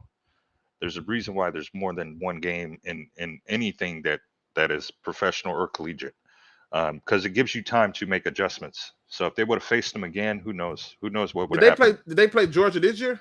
But I like that in the mix. I like that scrutiny about that. I enjoy that. I believe they did. I believe so. But he was he kind of pulled out of some games this year. Just and COVID. Let's be real. That first year we had to deal with COVID. A lot of uncertainty was in the air, and a lot of players chose not to play, and some players, their draft stock plummeted because of that, because there was no tape on them. You know what I mean? And then some players, like Penei Sewell, we just knew that Brad Holmes just knew that was his guy. That the Lions just knew that was their guy. So, but like you said, if we're gonna do that at Don 19, I see you, man. Didn't people judge Hutchinson off one game, which was the national championship, the biggest stage in his collegiate career? And on top of that, I turned around and showed you Notre Dame played Georgia in 2019. Yeah. I gotta go to 2019. He's freshman. Yeah. Fuck. Forget it. I go there. 2019. I'm thinking this year. Like, is that this year? 'Cause I saw that. Right. I saw that game, but I'm like, you want me to go to his? You really? I know want he me was to go injured. He was kind of injured this year. Right. But so hold on. yeah. Hold on, bro. Hold on. Okay. Hold on. We gonna. First black man on the net. I respect that, baby. That's why we bleed Honolulu blue all the way out here in I'm going about Vegas. that test. Here's my viewpoint. I think Lions fans should root for Matthew Stafford, and here's why. If you're rooting for the Bengals, understand if the Bengals win, that's another team off the list that has not won a Super Bowl, and you still remain in that list. You don't want that number to get too damn much smaller. Okay, you cannot be the last. You've been too many first to be last in that department. Agreed. Then secondly, here's a guy that came here and gave you blood, sweat, and tears. Who came here, performed for you. He balled out for you and everything. Go ahead. The Bengals lit his ass up that one year, and he was able to go down there and march the Lions down the field and win that game. So this has come full circle. Look, which is awesome to me. I love. Did I tell you? This is the only one. I told you. Look. This is the only one. Okay. Should we pick up Khalil Hodge? Yes, we should have. Okay. We still looking for a linebacker. Point made. We still looking for a linebacker, and that was years ago. I told you. Yep. This is everybody's one right here. I don't know what they want. You see that video still up, right? That video ain't went nowhere. It's still up. Mm-hmm. I'm just saying. Just saying. Okay. So it was the Browns. Okay, my bad, Ghost Gunner. My bad. I knew it was an Ohio team. Now stay with me. Not only did Stafford give you blood, sweat, and tears. Not only did he give you everything that you are. Where's my guy Andre Cisco? Jacksonville Jaguars. On top of that, they're an NFC team. They're an NFC team. I don't know why I don't like nobody in an AFC, but I just don't. I don't. Like, my family are all Steelers fans. I'm the oddball. Leave it to me to be weird, right? And so I'm just saying. But here's my point. You should root for this guy because a lot of y'all rooted for Tom Brady, and he's not a Lion. A lot of y'all rooted for Lamar Jackson. He's not a Lion. A lot of y'all rooted for all these other people that are not Lions. This guy was here. He could have easily bailed out. He didn't have to re-sign that contract. And I know everybody, but he got paid real well. He didn't have to. He had to get paid well here. He could have got paid well somewhere else. Yeah. He tried to make it work here, and so many people hated him. They treated him like crap when he was here. They did the same thing to everybody else. And they do this on a regular basis. The minute somebody leaves, they public enemy number one. And for me, or retire for that matter. Or retire. Yeah. Like all the people that you love. Barry quit on you. I mean, let's call it a spade. And I love Barry, but Barry was like, I'm done with it. And I don't blame him. But he quit. He quit on you, the fan. Calvin claimed that it was injury related, but then turned around and said he would have kept playing. Which one is it, brother? So he quit on you too. Yeah. This guy didn't quit on you. He gave 12 years and said, you know what? I don't want to go through another rebuild. Yeah, like how many rebuilds? How many offensive coordinators? How many bad head coaches? How many years of not having a run game? Come on. Yeah. I agree. We have to give him his flowers. He did. He gave us 12 years, unbiased. He re-signed a contract. At the end of the day, like you said, who wants to go through another rebuild? That all but takes the winds out of your sail. You don't even want to play no more. I would rather him do what he did as opposed to just sit here and collect a check and give us a mediocre Stafford. You know what I mean? Yeah, right. So, Marcus Willis says, Luke, you got to cheer for H.R. Robinson as well. Yes, sir. For me, he's an afterthought because he wasn't here long enough for me. And when he was here, I didn't think he was an impact player. I didn't think the moment he can get up out of here, he did. And I was like, good, bye. Yeah, I don't blame him though, because he saw some people come and go too. Like, right. Of course. And you're dealing with Matt Patricia talking about I'm going to ruin your career and your so I get it, but he was not somebody to me that I felt like when you talk about putting players in the Lions ring of honor and stuff like that, you're not gonna you're not going to put A'Shaun Robinson in there. So for me, he's not in my list of cheering for him. But since he's on the Rams and I'm cheering for Stafford, then yeah. Because the truth is this. In my opinion, Stafford, no matter what any Stafford hater tells me, he has already proven them wrong. That's the biggest middle finger he could have gave. He's not a winner. Well, he went to division. He can't win a division. He did. He not only did he win the division, he made it to the Super Bowl. Oh, he's never going to make it to a Super Bowl. He did in his first year with a whole new coaching staff, whole new team. And this ain't even the most talented team's ever been on. It's debatable, but I'm telling you right now, this ain't even his best receiving core. People talking about he got a super team. Please stop it. No. I'm just saying.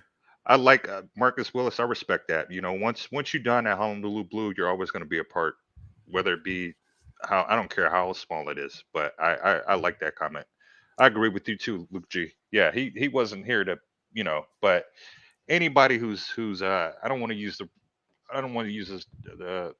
wrong word here, but anybody that's crazy enough to don at Honolulu Blue during those bad, tenuous years, you got my respect. You got my respect, man. Facts. Now, in the mix says he was not going to make that money anywhere else.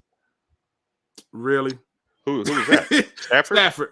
Oh, Stafford. Really? Look what contracts are at right now. You gonna tell me he wasn't gonna make that money? So, for real? The funny part about that is Aaron Rodgers waited until Stafford got re-signed to resign. Stafford was the measuring stick to what other quarterbacks were like. They were like, well, I'm waiting on Stafford to get paid because I know I know I'm about to get something. So you can't say that. But yeah, I see what you're saying. But yeah, of course the Lions. Why wouldn't we re-sign him? The guy was, like you said, he was the Detroit Lions. You know who I wanted to trade when we had that whole dilemma where it was like you got to pick between Sue, Stafford, and Calvin. I wanted Calvin traded because I thought we would have got a King's ransom. We would have easily found another receiver, and you maintain ransom. Yeah, and you maintain a defensive player who would have been a cornerstone player and wouldn't have cost as much as Calvin Johnson. They would have gave up a lot for him. See, Martha. Martha Ford tripping, man. You know, she hard-headed. Downberg got a question for us. He says, I don't want this. Just a question. Thoughts on going at the Kyler Murray? Stay with me. Hold on. Let me get myself together. Okay. Right. You saw the question too, right? Okay. Yep. All right. Thoughts going? No, absolutely not. Are you serious? No. You don't need no. And I know this is not what you want, but there's no way under the green sun we should even be considering freaking Kyler Murray. He's damaged goods. He's damaged goods at this point, in my opinion. His confidence. He do this all the time, right? He did it in college. Oh, it's not working here. Let me go here. It's not working here. Let me go here. Every time so he can have a new excuse. No. Stay over there in Arizona. They gave up a quarterback for you to be there. You're gonna eat these Cardinal chips today. Take that. No, we don't want you. Yeah, no, he can have them. He can have that Chex Mix. I hear birds like Chex Mix. Right? Yeah. Go give him bird feed. Yeah, give him the bird feed. Can't no. So the interesting thing is, the Texans. I mean, I could see that. I could see something going down between the Texans and the Cardinals. Like, you know, if it came to be, but I know Watson probably wants out of there. Even with the new coaching change and regime, I feel like Watson still wants out of there, and I feel like, you know, if Kyler wants to go bye-bye, then, you know, that could be something that could, 2 new players, 2 new teams, go for it. Man, listen. In the mix says you wanted Calvin traded. I'll be back next show. Yeah. You pay. I'm not trying to be funny, but think about it. You gave a receiver $100 million. Yeah. And the receiver, and he's contingent upon the guy who throws the ball to him. Yep. Again, you gotta. Martha at that point was already senile. Let's just be honest. Just look at this. You just got 2 firsts and a third and a replacement quarterback for Stafford. What would you have gotten for Calvin? Like, I said yes. I said trade him. I said trade him because at that point when he's on that last year, I would have traded him. One, he was dropping a lot of passes. I was like, damn it, man.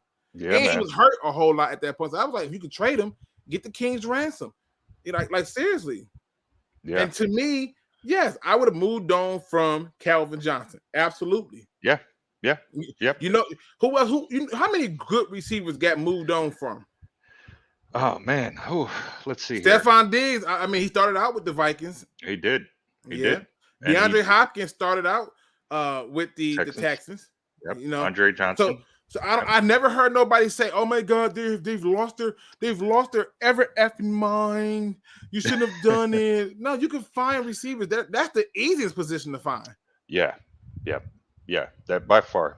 Like you said, there's only 300 people that get drafted, and there's probably thousands that try to come in a draft. So you can get a UFA, and like you said, they could just be the right person you're looking for. You know, I need you to run this go route 9 times out of 10. So, you know, at the end of the day, those positions are expandable. But again, he was one of a kind, and I agree with you. We should have traded him because his stock was high. He was on the cover of Madden. I was like, oh, bet. You would have got at least 2 firsts, 2 seconds. Absolutely. You could have got so much. You could have got so much, bro. Like, come on. Look. What about Julio getting I mean, come on, this happens all the time. Yeah. Randy Moss. Here we are holding on to somebody, and if you couldn't find another receiver, I don't know how you shouldn't be a general manager. That's bro. I can let my 5-year-old son pick a receiver. Like, seriously. Yeah.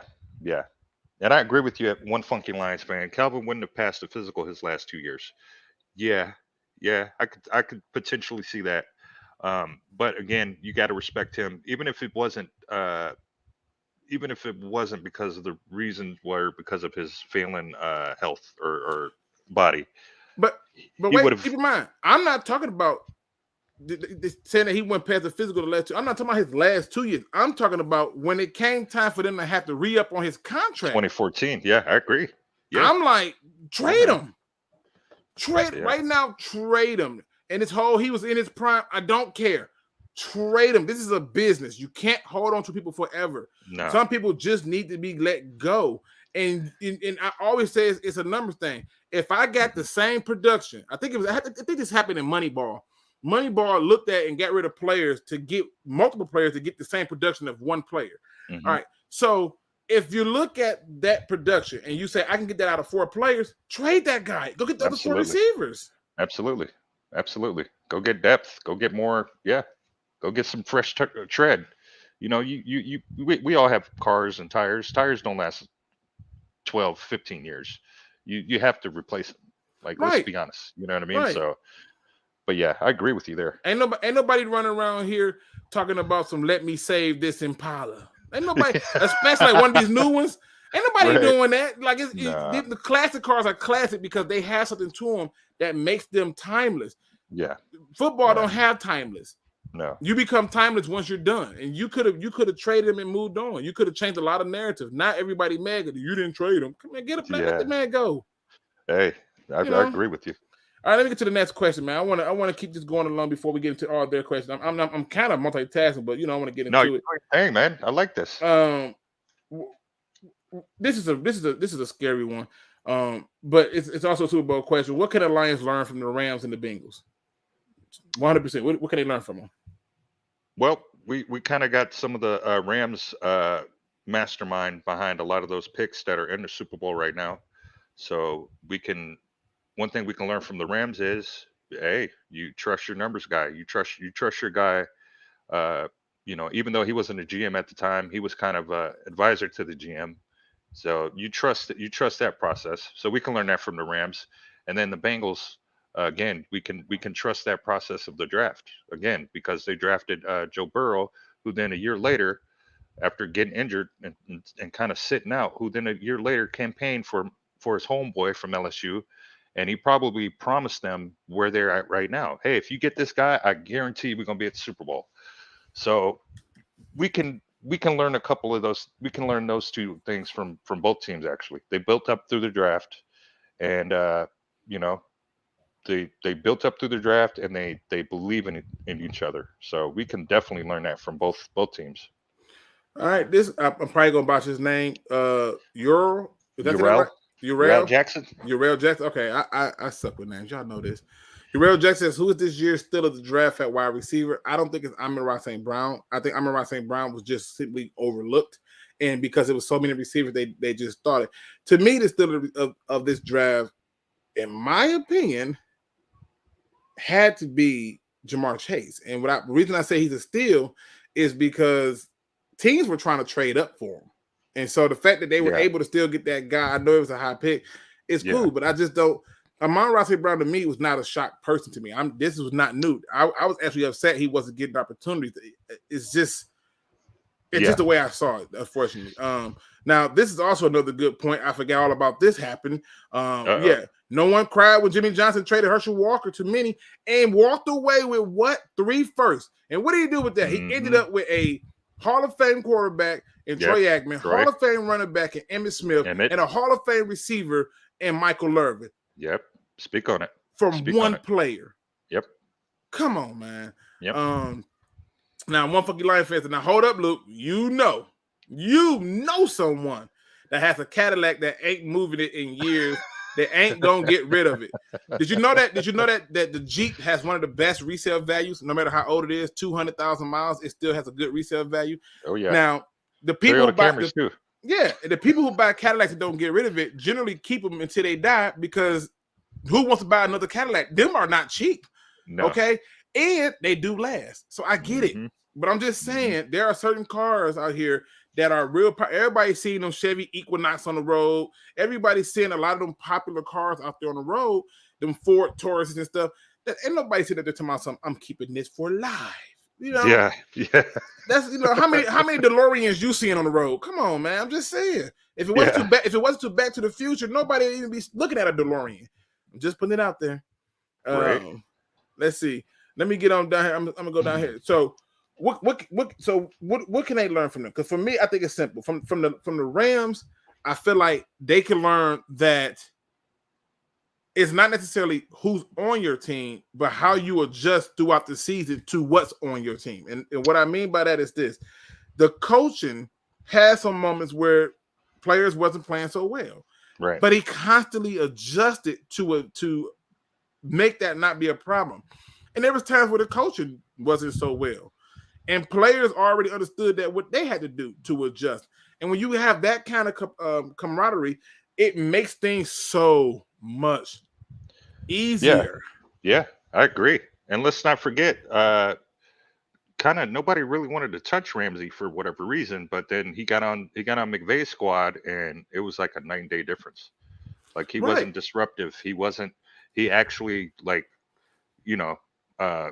he actually was like, okay, I'll shut up. I'm gonna handle my business, and so yeah, I agree with that. Like I said, the Lions' number one problem, everybody always talks about ownership.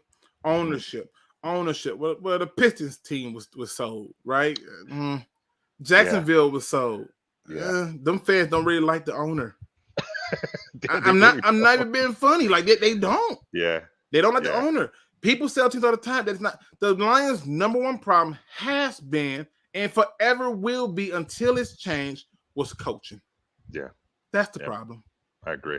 That's what it was. Name Wayne Fonts, Marcus Robinson. Yeah. Oh yeah. You definitely had Wayne Fonts. Wayne Fonts was also a player's coach. Yeah, exactly. So Marcus Robinson says, "What up, though, peoples? Luke G, do we draft that DN from Minnesota? If we do, I ain't mad at it. Okay. I will take it. Okay. Now, what can the Lions learn from the Bengals? This one was one of the ones that I really want to hit on, because to me, although the Bengals took a different approach to go with the receiver and say, forget the offensive line, understand something. That quarterback took the same beating Stafford took and still performed like Stafford did. But the difference was this. I think they was fortunate to get where they got. A lot of teams, in my opinion, dropped the ball. Kansas City dropped the ball. I don't know what Andy Reid was thinking, but you're up that high, and all of a sudden you run the ball. I think it was 10 times in the second half. That's not going to work. No, because now I could just drop back. I could just drop back in coverage. Your quarterback forgot who he was, and he's taking unnecessary sacks, and he's not. That's not going to work. No. And the only reason the quarterback is doing that is because they're putting him in that situation to begin with. So that's not going to work.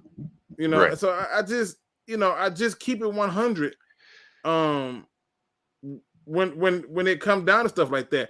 I think they can learn how to be the underdog and succeed in a underdog's mentality, because the Bengals were not supposed to be there. They were a team. I think they were picking. They had 4 wins. Yeah, everybody had. Everybody had the Titans returning. So, and that's one of the things that I look at where it's like, okay, they had already had that moment. So I just look at it and I say, they can learn these things from those two teams, but it needs to start with them being able to constantly adjust their offense, and both teams is constantly adjusting their offense, and that's why they're having success where we were failing at. So yeah, I agree with you on the Bengals. Now it's the 1:30 mark. This is where I let y'all come in and talk with us. This is where, if you are here, generally I do it a little bit earlier. I'm gonna do it a little bit shorter because I don't want to hold them hostage. But I'm gonna put the link out there. I'm putting the link in the hemisphere of YouTube for y'all to jump in. I have one rule. I'm sorry, I'm lying. I got more than one rule. Rule 1: you have to show me your face in the background just one time. At least turn your camera on. Let me see your face. Flash it and cut the camera back off. That's rule number 1. Okay. Rule number 2: you have to use the name that you have in YouTube as it appears in YouTube, so we can know who we're talking to and who to give credit to. Now, this is a new rule, people, that I have. You have to be prepared for people to either agree or disagree with you and be okay with it. Everybody's not going to share your viewpoint, and you're not going to share ours. We respect that. Do those 3 things for me, we good. Don't come on here talking crazy. Don't come on talking no politics, and we're good. But I just want y'all to know that that's all I'm looking forward to. Now, I will be doing a little bit different. I'll give everybody a chance to talk, maybe 3 to 5 minutes, and then I'll bring in the next person and take that person out so we can kind of have a more clean, disciplined show. First person up, Ghost Gunner. What up, though? What up? You already Ghost know. Gunner. What's up, man? Ghost rest to go, man. I had to put the new disclaimer there. I got to make sure people got it. Yeah, I got it. So I think Don, I want to say it was Don done earlier. He asked where your guy Andre Cisco is at. I think I'm pretty sure it was him that said it. No, yeah, so I went to look up his stats. You remember how much you loved Andre Cisco, right? Mm-hmm. Yeah, you gonna really love Jacksonville for this. So I'm just gonna tell you the percentage of snaps he got on defense. Know, but you can tell everybody else. I already know. I was so pissed. Game 1, 30%. Game 2, 26. Games 3, 4, and 5, 0. Game 6, 3%. Game 8. I guess that was their bye week. So game 8, 5%. Game 10 and 11, 0%. Next game, 16%. Next game, 3%. Next game, 12%. Next game, 0%. Next 2 games, 47 and 48. Last 2, 90% and 100%. So it took till the last 4 weeks for him to start playing. Here, I give you one even better. Other than that, he was stuck in special teams the whole time. He played 69% of his snaps, 302 snaps on special teams. Yep, I'm looking at they basically just had him stuck in special teams the whole year. He took 245 snaps on defense, which accounts for 22% of the defensive snaps. He only started 3 games. A lot of times this happens and people think I'm crazy. And you remember when I was hype about Isaiah Simmons. Who the hell was their safety anyways besides him? I mean, right. Like, who in the hell is it for you to be sitting this? You know what? I want to look up Richie Grant's stats. I know they did the same shit with him too. Dude, they do not be using these people. Now, stay with me. I remember I had a lot of people talking to me about Isaiah Simmons after that first season. Yeah, you said he was going to be better than Okuda. And guess what? He ain't do nothing, Luke. He was trash. That's what I heard. I said, you realize. Just he won't play. I mean, you realize the man only took 34% of the snaps his rookie season. No, he tried. I said, you realize they at one point he had only had 34 total snaps after 4 games. And you realize that.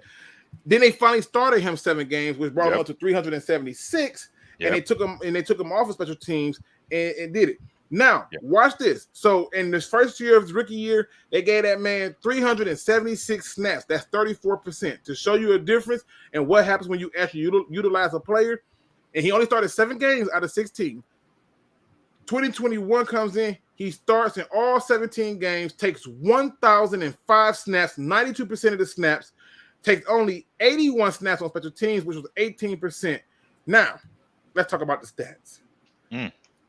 You can his first. You can scratch off that first half of the year. He They didn't didn't start use playing. him. They didn't start Yeah. playing until When second the half general of the season. manager gotta yell at people and go in the media and say, I wasn't expecting this when I took him. His first year, he comes out in 7 of them. He had an interception, a forced fumble, 2 pass deflects, right? Nothing to write home about, right?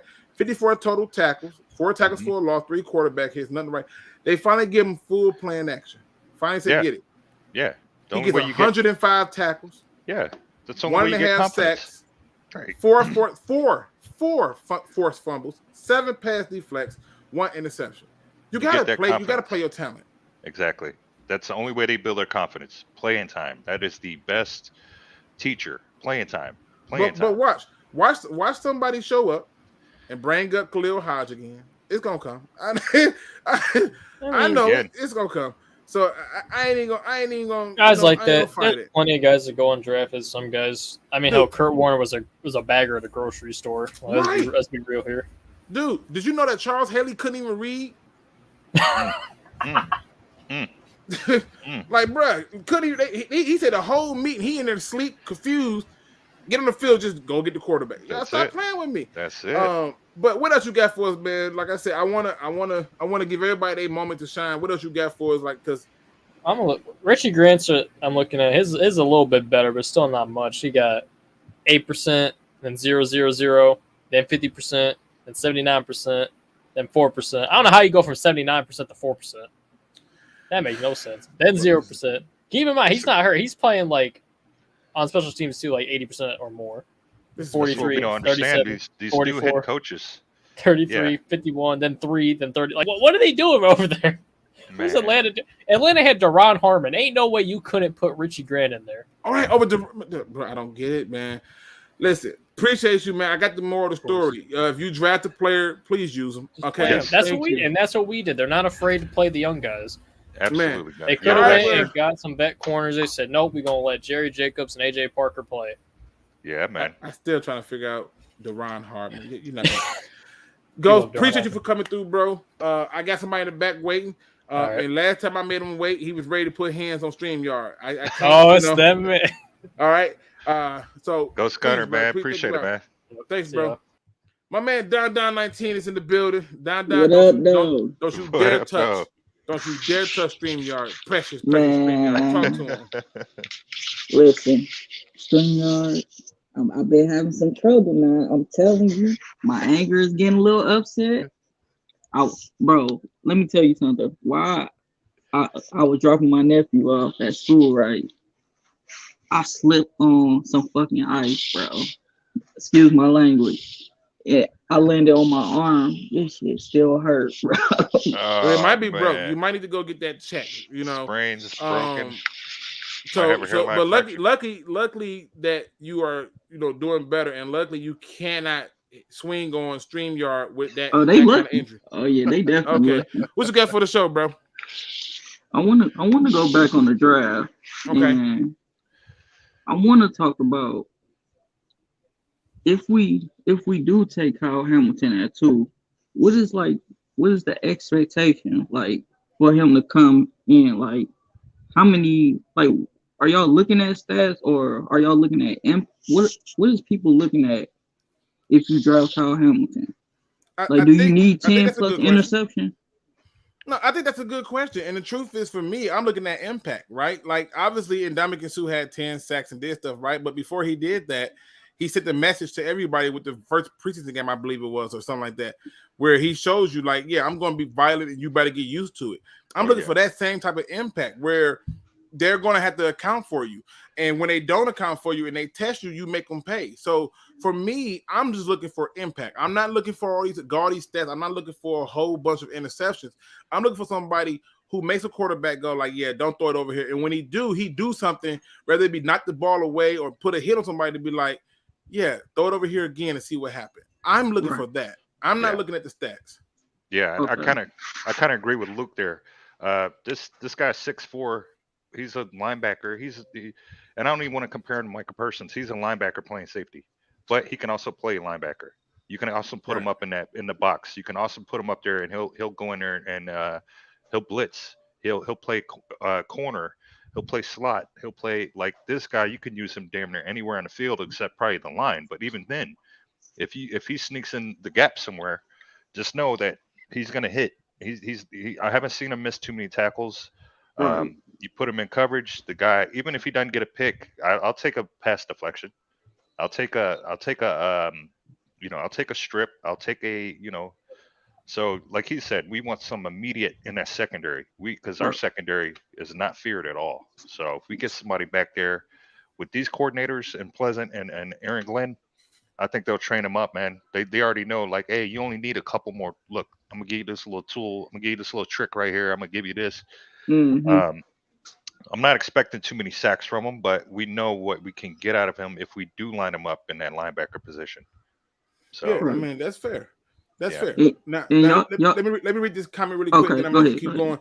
This is Anthony, my Roar the Lions family member over there. He says he needs to show great coverage skills and lock down his area of the field. That's where the money is. Take the pressure off and allow the defense to press forward. Absolutely.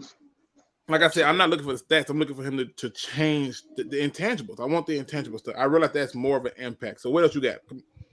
So y'all talk about worst case scenario in the draft. What's the almost perfect case scenario in the draft? The almost perfect case scenario for me is you take Kyle Hamilton, whether you get him at 2, 3, 4, or 5, and then what you do is you come back with your next pick. And I hate to say this because people are gonna be like, bro, you don't lost your mind. But if that pick is 31 or 32, which is going to be one of those two, I would prefer them to trade it, get an extra second, and then in the second round, you just give me my edge rusher, my linebacker, and go with 3 of those picks being defense. And then by the time you get to your third round pick, which you should have 2, if I'm not mistaken, by the time you get to your third round pick, then take a receiver, take a look at a quarterback if it's one there that you like, or take an offensive player if it's one that you like.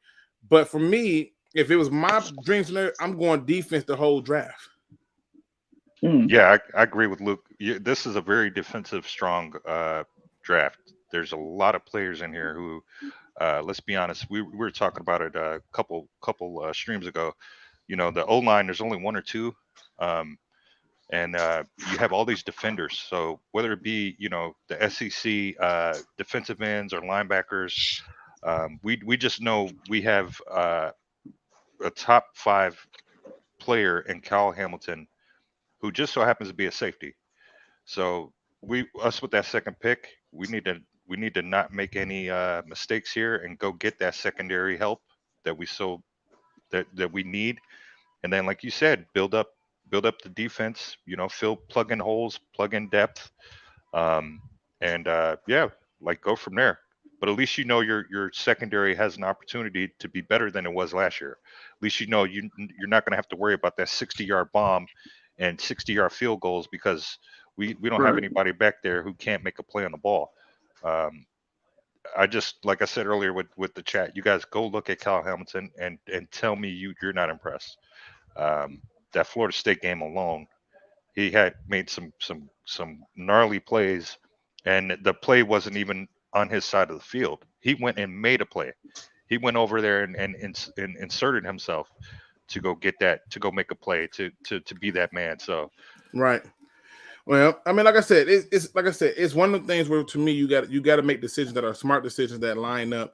I do got a guy waiting in the back, man. Don. I'm glad that you are okay. And seriously, go to an urgent care and get an X-ray, bro. Make sure it's not broke. Yeah. I have broken bones and thought, oh, it ain't that bad. It's a little sore, but that thing was bad. A hairline So, fracture. Right. Yeah.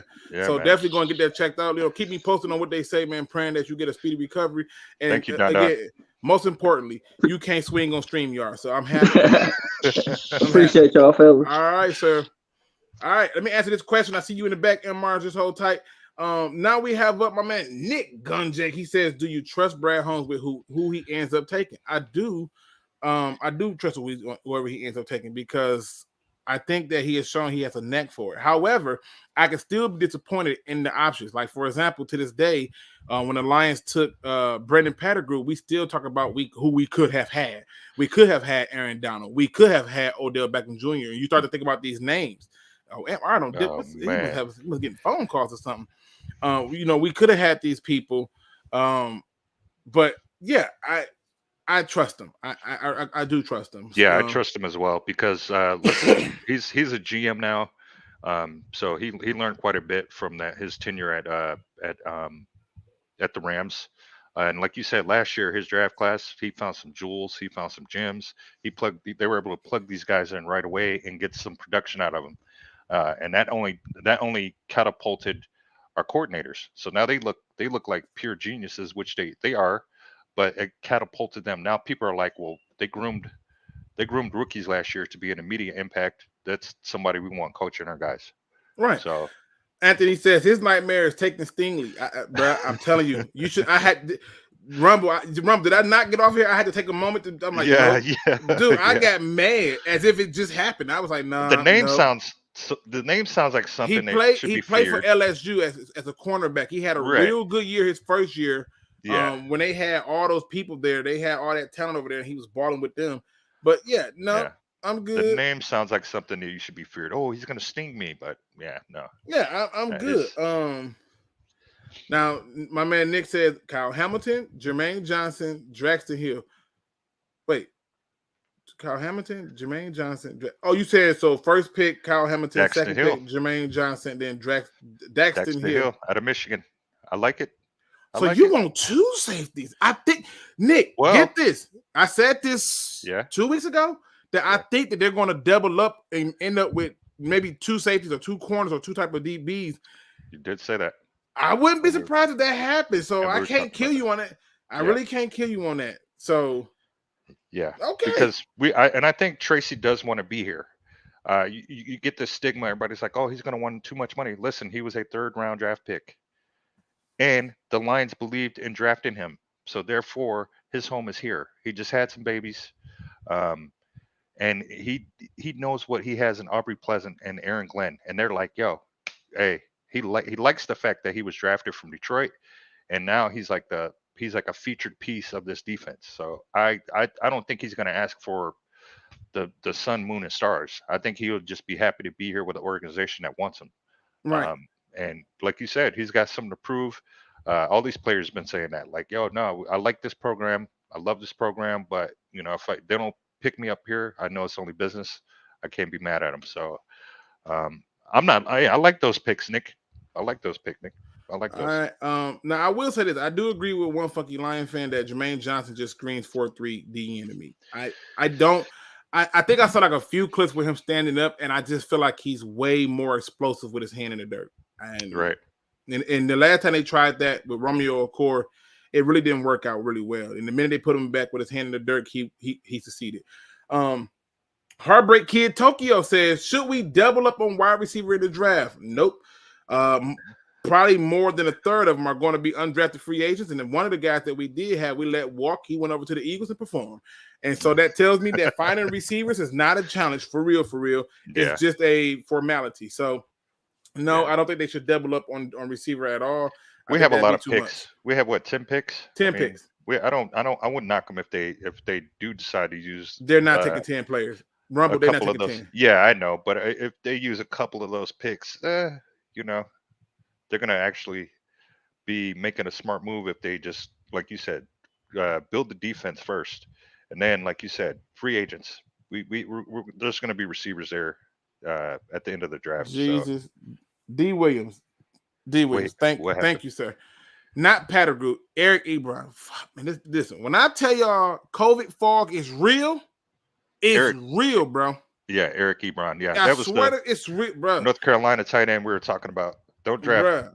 Yeah, I said Brandon Pettigrew. I'm telling you, when I say if you had not, and the only reason I don't even remember saying Brandon Pettigrew, I don't either. but I don't remember you saying that either. but because you pointed it out, I believe you because I've had whole conversations with my girl and don't remember a single word of it, and I wasn't ignoring it. I just don't remember. COVID fog is real, people. I'm telling you. We do got somebody in the back waiting on us. Rumble. He got something for us now. Mr. Malik Jackson. Okay. Malik Willis is in the building. What's going on? What up, Luke? What up? Malik, Bro, what up, though? Long time no see. How you doing? How y'all doing? Man, I'm good, man. I'm good. What you sporting the Kimbo Slice beer? What's I up, see you brother? got this little beer going on. Hey, what's up, baby? What you got for the show, bro? One thing I got for the show, I just got to say, I feel that, this off season, one of the off seasons to remember. I hear you. From the words that Brad Holmes is speaking, how Dan Campbell is speaking, I feel that this is going to be one for all of us Lion fans to remember. Don't it feel good, Malik? Don't it feel good, baby? It feels so good, but it's Yes, so sir. long. It's been, 5-6 years since we had a winning season? Oh, man. I think the last time we had a winning season, I was still in college. Bro, don't be doing that. He said that. Don't be doing that, bro. Go ahead. I got you. But yeah, then I'm excited for the draft. Luke, I'm an Aiden Hutchinson man, so I'm excited for the draft. Man, you need to let it go. Let it go, bro. I just showed you Mafi doing the exact same thing but better against Ohio State. That game is a straight fluke. I swear, them tackles is not good, bro. Bro, I'm gonna ask you this, Luke. You watched the Ohio State and Michigan game, right? Here we go. All right, I'm listening. Go ahead, man. Did you see when Aiden Hutchinson told the Ohio State defender, he said, I'm coming for you. He said, I'm coming for you. And he smack dab came for him and pushed the dude straight on his butt. Mafi did the same thing. And dude was like, oh, snap. I see you in the back, Sky Guy. Don't go nowhere, brother. Hold tight. And Mark, I don't know. Once you're in the back, you just got to hold tight. I'm going to get to you. Well, Malik, the thing is, Hutchinson's, I believe his parents or some of his family members they kind of don't want that. I don't know. I just felt like they didn't want him to play here only because of the attention that would draw on not only him, but them. But, I mean, again, we don't know what Brad Holmes is going to do, but I mean, if it makes sense for him to make that pick, again, we wouldn't be upset because, like you said, this is the first time in 5-10 years that we've been excited for the GM, and we're actually happy to hear and see why he picks. So I wouldn't be mad at that pick, but there's it's a lot of smoke and mirrors when it comes to some of these players because we have to look at the fact that just because they get drafted by us, this might not be the perfect opportunity for them. They might not want to play here. Oh, that's a good point. That's a very good point. So we could have been looking at Hutchinson, and then because some of the stuff got leaked out, now we're kind of like, oh, okay, well, So again, let me put this out here. I gotta put this out here because I think this was interesting. My man Roderick Burrell says, I've heard from a reliable anonymous inside source that they are picking Drake London with the second pick. Second pick, first round, second pick, or the first second round or first round pick. I'm assuming is what he's trying to say. I'm confused, a little confused. Well, all right, Luke, thank you for having me on, and I'm gonna continue watching the show. Hey, I appreciate you for coming on, man. We love you, man. Enjoy your weekend. Enjoy the Super Bowl, man. All right, well, I'm only watching the Super Bowl for the commercials. I'm happy for Stafford. And the halftime show, Eminem, Dre. I'm happy for Stafford, but at the same time, I'm still kind of hood that Stafford in the Super Bowl and he not, and it's not with us. So Hey man, listen. Sometimes treat it like this.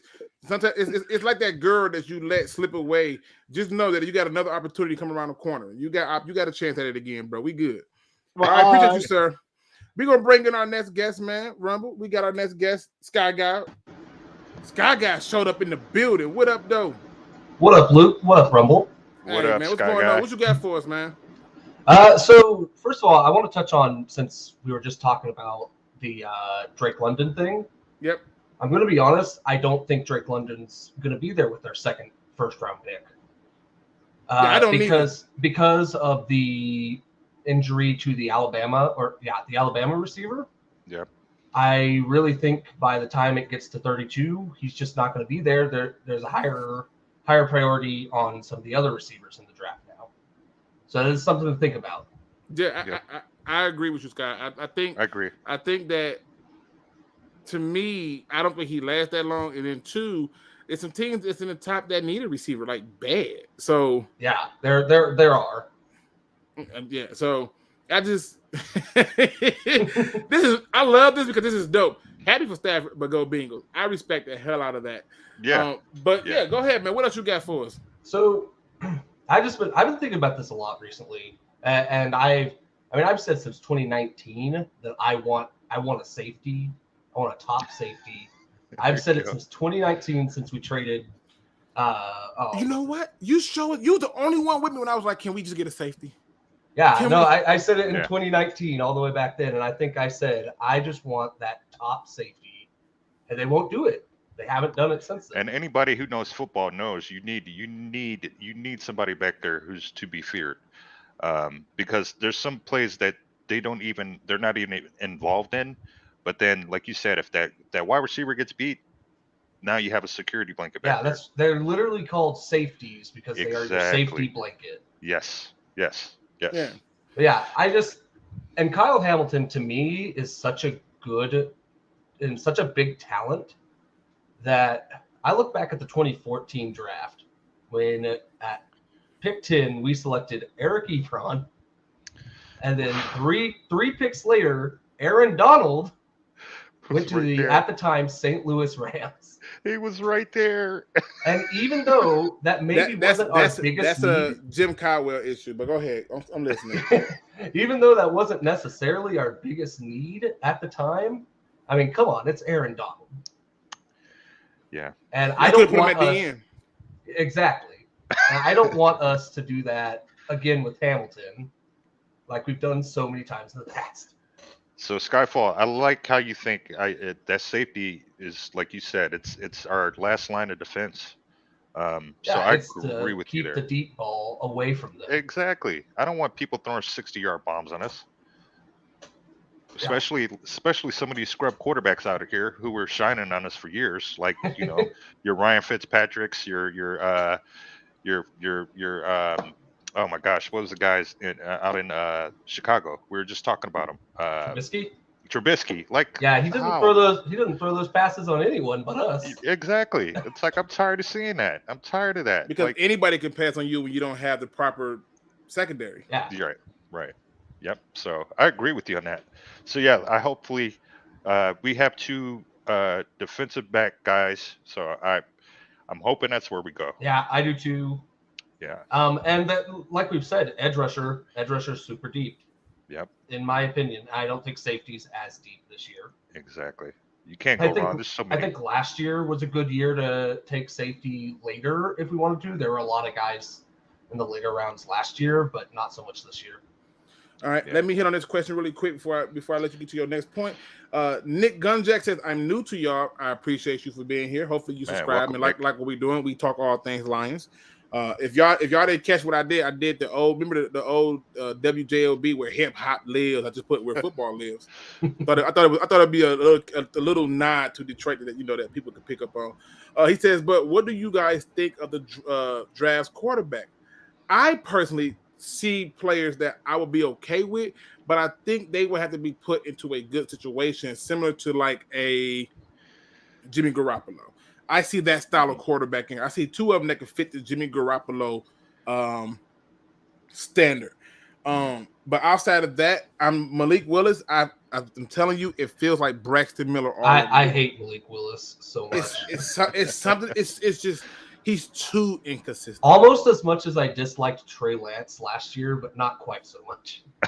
Yeah, I mean, that's like bad. if it came down between Trey Lance and Malik Willis, I still would take Trey Lance.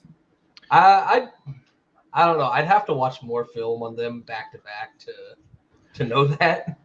I know. I I didn't like with Trey you. Lance. Yeah, I'm with you. I'm with you. I'm with you. I don't see this, and Nick Gunjack. I don't really see this being a QB friendly draft. So again, we were talking about it last stream. Don't force any picks. If you're not fully confident in any quarterback in this draft, don't force the pick. If you feel like you only need 7 to 8 of this year's draft picks, trade the other 2. There might be a quarterback in it for you next year. You still have Goff. You still have a new coordinator, who I'm sure has already. We saw glimpses last year in the later part of the season of what this coordinator's able to do and what this kid is going to bring to the table. So Absolutely. yeah, man, let's just you don't need all 10 draft picks this year. No, I think they picked like 6 or something like that. Yeah, and Malik out here still he's still out here. Pass rush. It's the key to secondary. I mean, go talk to the team that sacked the guy 9 times and took an L. Go talk to them. there Go you talk to the team go. that pressured There you a go. quarterback 23 times and took an L. Pressure's great. It's even better when you got people in the secondary who can make a difference. I'm just saying. What else you got for us before we get into our final thought, good sir? I think that's it for me. So, Hey, but listen, I appreciate you for coming through. I hope you come through more often, man. Because I do have one thing. This Go is ahead. what I brought up to you way early in the season about Dan Campbell and about his time in Miami. And I think what people aren't realizing is Dan Campbell gets the best out of his guys. He gets the best out of what he's got. He gets everything out of him. Charles Harris is a great example of that. Yes. He went 5-7 with Miami. That team was awful. Go look at that roster. Yep. It's horrible. Yep. So many of those guys aren't in the league anymore. Yep. So just trust Dan Campbell, trust Brad Holmes. I know I do. Give it time. There you go, Sky Guy. I like that optimism. I love it too, man. Love Appreciate it, you baby. for coming through, bro. Make sure you don't be no stranger, man. Come back again. And no, I'll come back. Don't worry. For sure. All right, well, this is that time of the show where we get into our final thoughts, man. I want to thank everybody who rocked with me. We got our numbers up there. Hopefully the likes match what we got up to. And everybody who came onto the show from MR. I don't know, like my man Earl Jackson jumped in, but he jumped out. I was like, hey, I'm gonna let you on, but I'm giving everybody their moment, to shine. So whenever you jump on, you just gotta be a little bit patient, man. And I don't know if you was having technical difficulties or not. I really don't, but I just wanted to let you know I saw you, I acknowledged you. So trust me, I see y'all when y'all hop in. But everybody in the chat that showed up to talk about that had the good conversation that was able to, bring in a good point, man. Thank y'all so much. Absolutely. It was a thing. If you have not heard, Lions Rumble 81 is, along with my man William Birch, are going to be like my main co-host. They're going to be coming on, and we're going to be talking some ball and having fun and doing what we do best here. I want to try to keep it inclusive, and have fun with this, and that's the ultimate goal.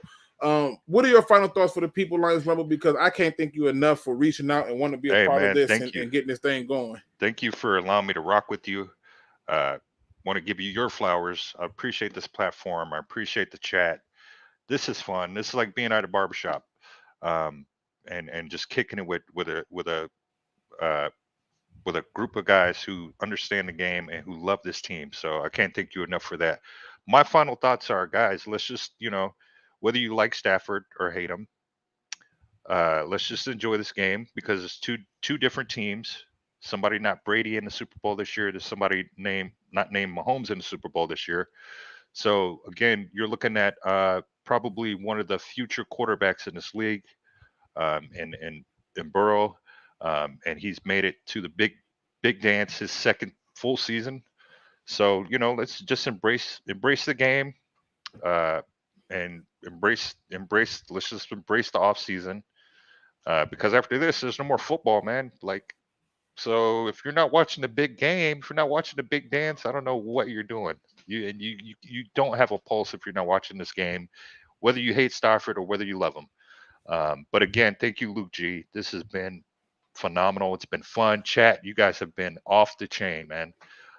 Can't thank you guys enough, man. So I appreciate it. Also, before we hop out of here, I gotta ask you, what are you eating for the Super Bowl? Because I got wings on deck with Ooh. garlic parmesan and honey barbecue sauce. And then I'm gonna make some macaroni and cheese with some garlic potatoes, because my kids will only eat garlic potatoes and the macaroni and cheese. That's smart. And then I decided to just to give it a little fun, because I wanted something to go with that chicken in a way that makes sense. I made loaded baked potatoes, so that's my plan for this upcoming Super Bowl. What you plan on eating? Oh yeah, I know you gotta have your kids help you peel them potatoes though. I know they can do No, that. I'll leave the skin on, bro. Okay. Man, that's the best part. Okay. Shoot, Nothing what you wrong with talking that. about? Ain't nothing wrong with that. My diet's probably gonna kind of consist of the same thing, chicken wings or pizza, or because I don't really like to do too many dishes, especially like after big game like that. So I try to keep it, I'll break out the little paper plates and just go in on some pizza or wings. But I enjoy being able to just sit down and actually physically watch the game and not have to worry too much about getting this or getting that. So no, my girl, she gonna hold that part down. I'm just gonna watch the game. I'm good to there go. you go. But I will tell you this. Thank you for reminding me, because I completely forgot paper plates. And so There you go. There you go. Fog, There you man, go. that damn fog. Good people. Again, thank y'all for coming in. Everybody who's joined the show, Sky Guy, Malik, Wills in the building, that showed up, and Man, thank you guys. and Malik Mills, that showed up and talked on the show. Man, Ghost Gunner and Don 19. I know I'm probably forgetting some people. I do apologize, but you know me, I can't end the show unless I do it on a positive note. The same way I started, the same way I'll end it. I want to make sure I keep it that way. We say ribs, etc. Smoke the grill. Damn, y'all. Let me get up out of here for y'all have me with diabetes. Listen, today's positive quote comes from me. Just so y'all know, it's Black History Month, and in Black History Month, I am going to try to use all positive quotes from Black figures. I'm African American myself, and I want to make sure I honor those who look like me. So today's positive quote comes from me. What have you done for yourself lately?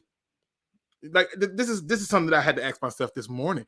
What have you done for yourself lately? And when you sitting there asking yourself that question, tell yourself you deserve it. And then once you tell yourself you deserve it, tell yourself that you've earned it, and then tell yourself why. Because here's what I discovered when I asked myself this question this morning.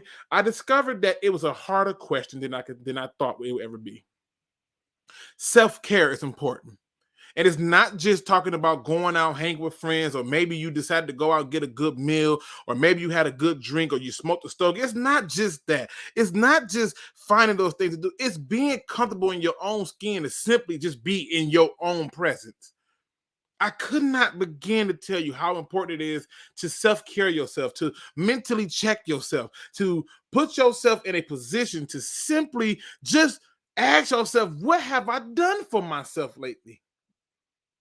Because if you're like me, you will find that it's not so easy. Yeah, you may have went out and bought some clothes. Yeah, you may have went out and bought a car. Yeah, some of y'all like to buy firearms. I don't know. But whatever you did, you may have thought that was enough for what you've done. I'm talking about what have you done for yourself lately internally? How have you self-checked yourself?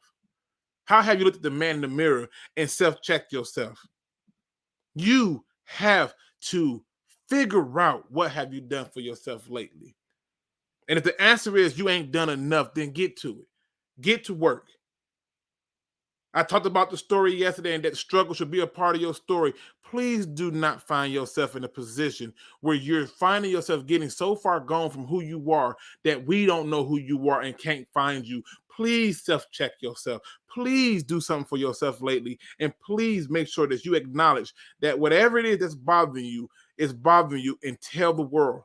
Because you never know who's listening that can help. Now, with that being said, ladies and gentlemen, please hit that like, subscribe, notification bell. Thank you to all the new people that showed up. I had Mr. Nick, how you say it? Gunjack. That's how you say it. Nick Gunjack. I had all the people show up and stuff and rock out. So I do appreciate y'all coming. And again, thank you to my newest co-host, Lions Rumble 81, and my other co-host, William Birch, who's always behind the scenes coming up with the craziest numbers I've ever seen in my entire life. And as always, ladies and gentlemen, don't be no chump. Please do your research. We are out.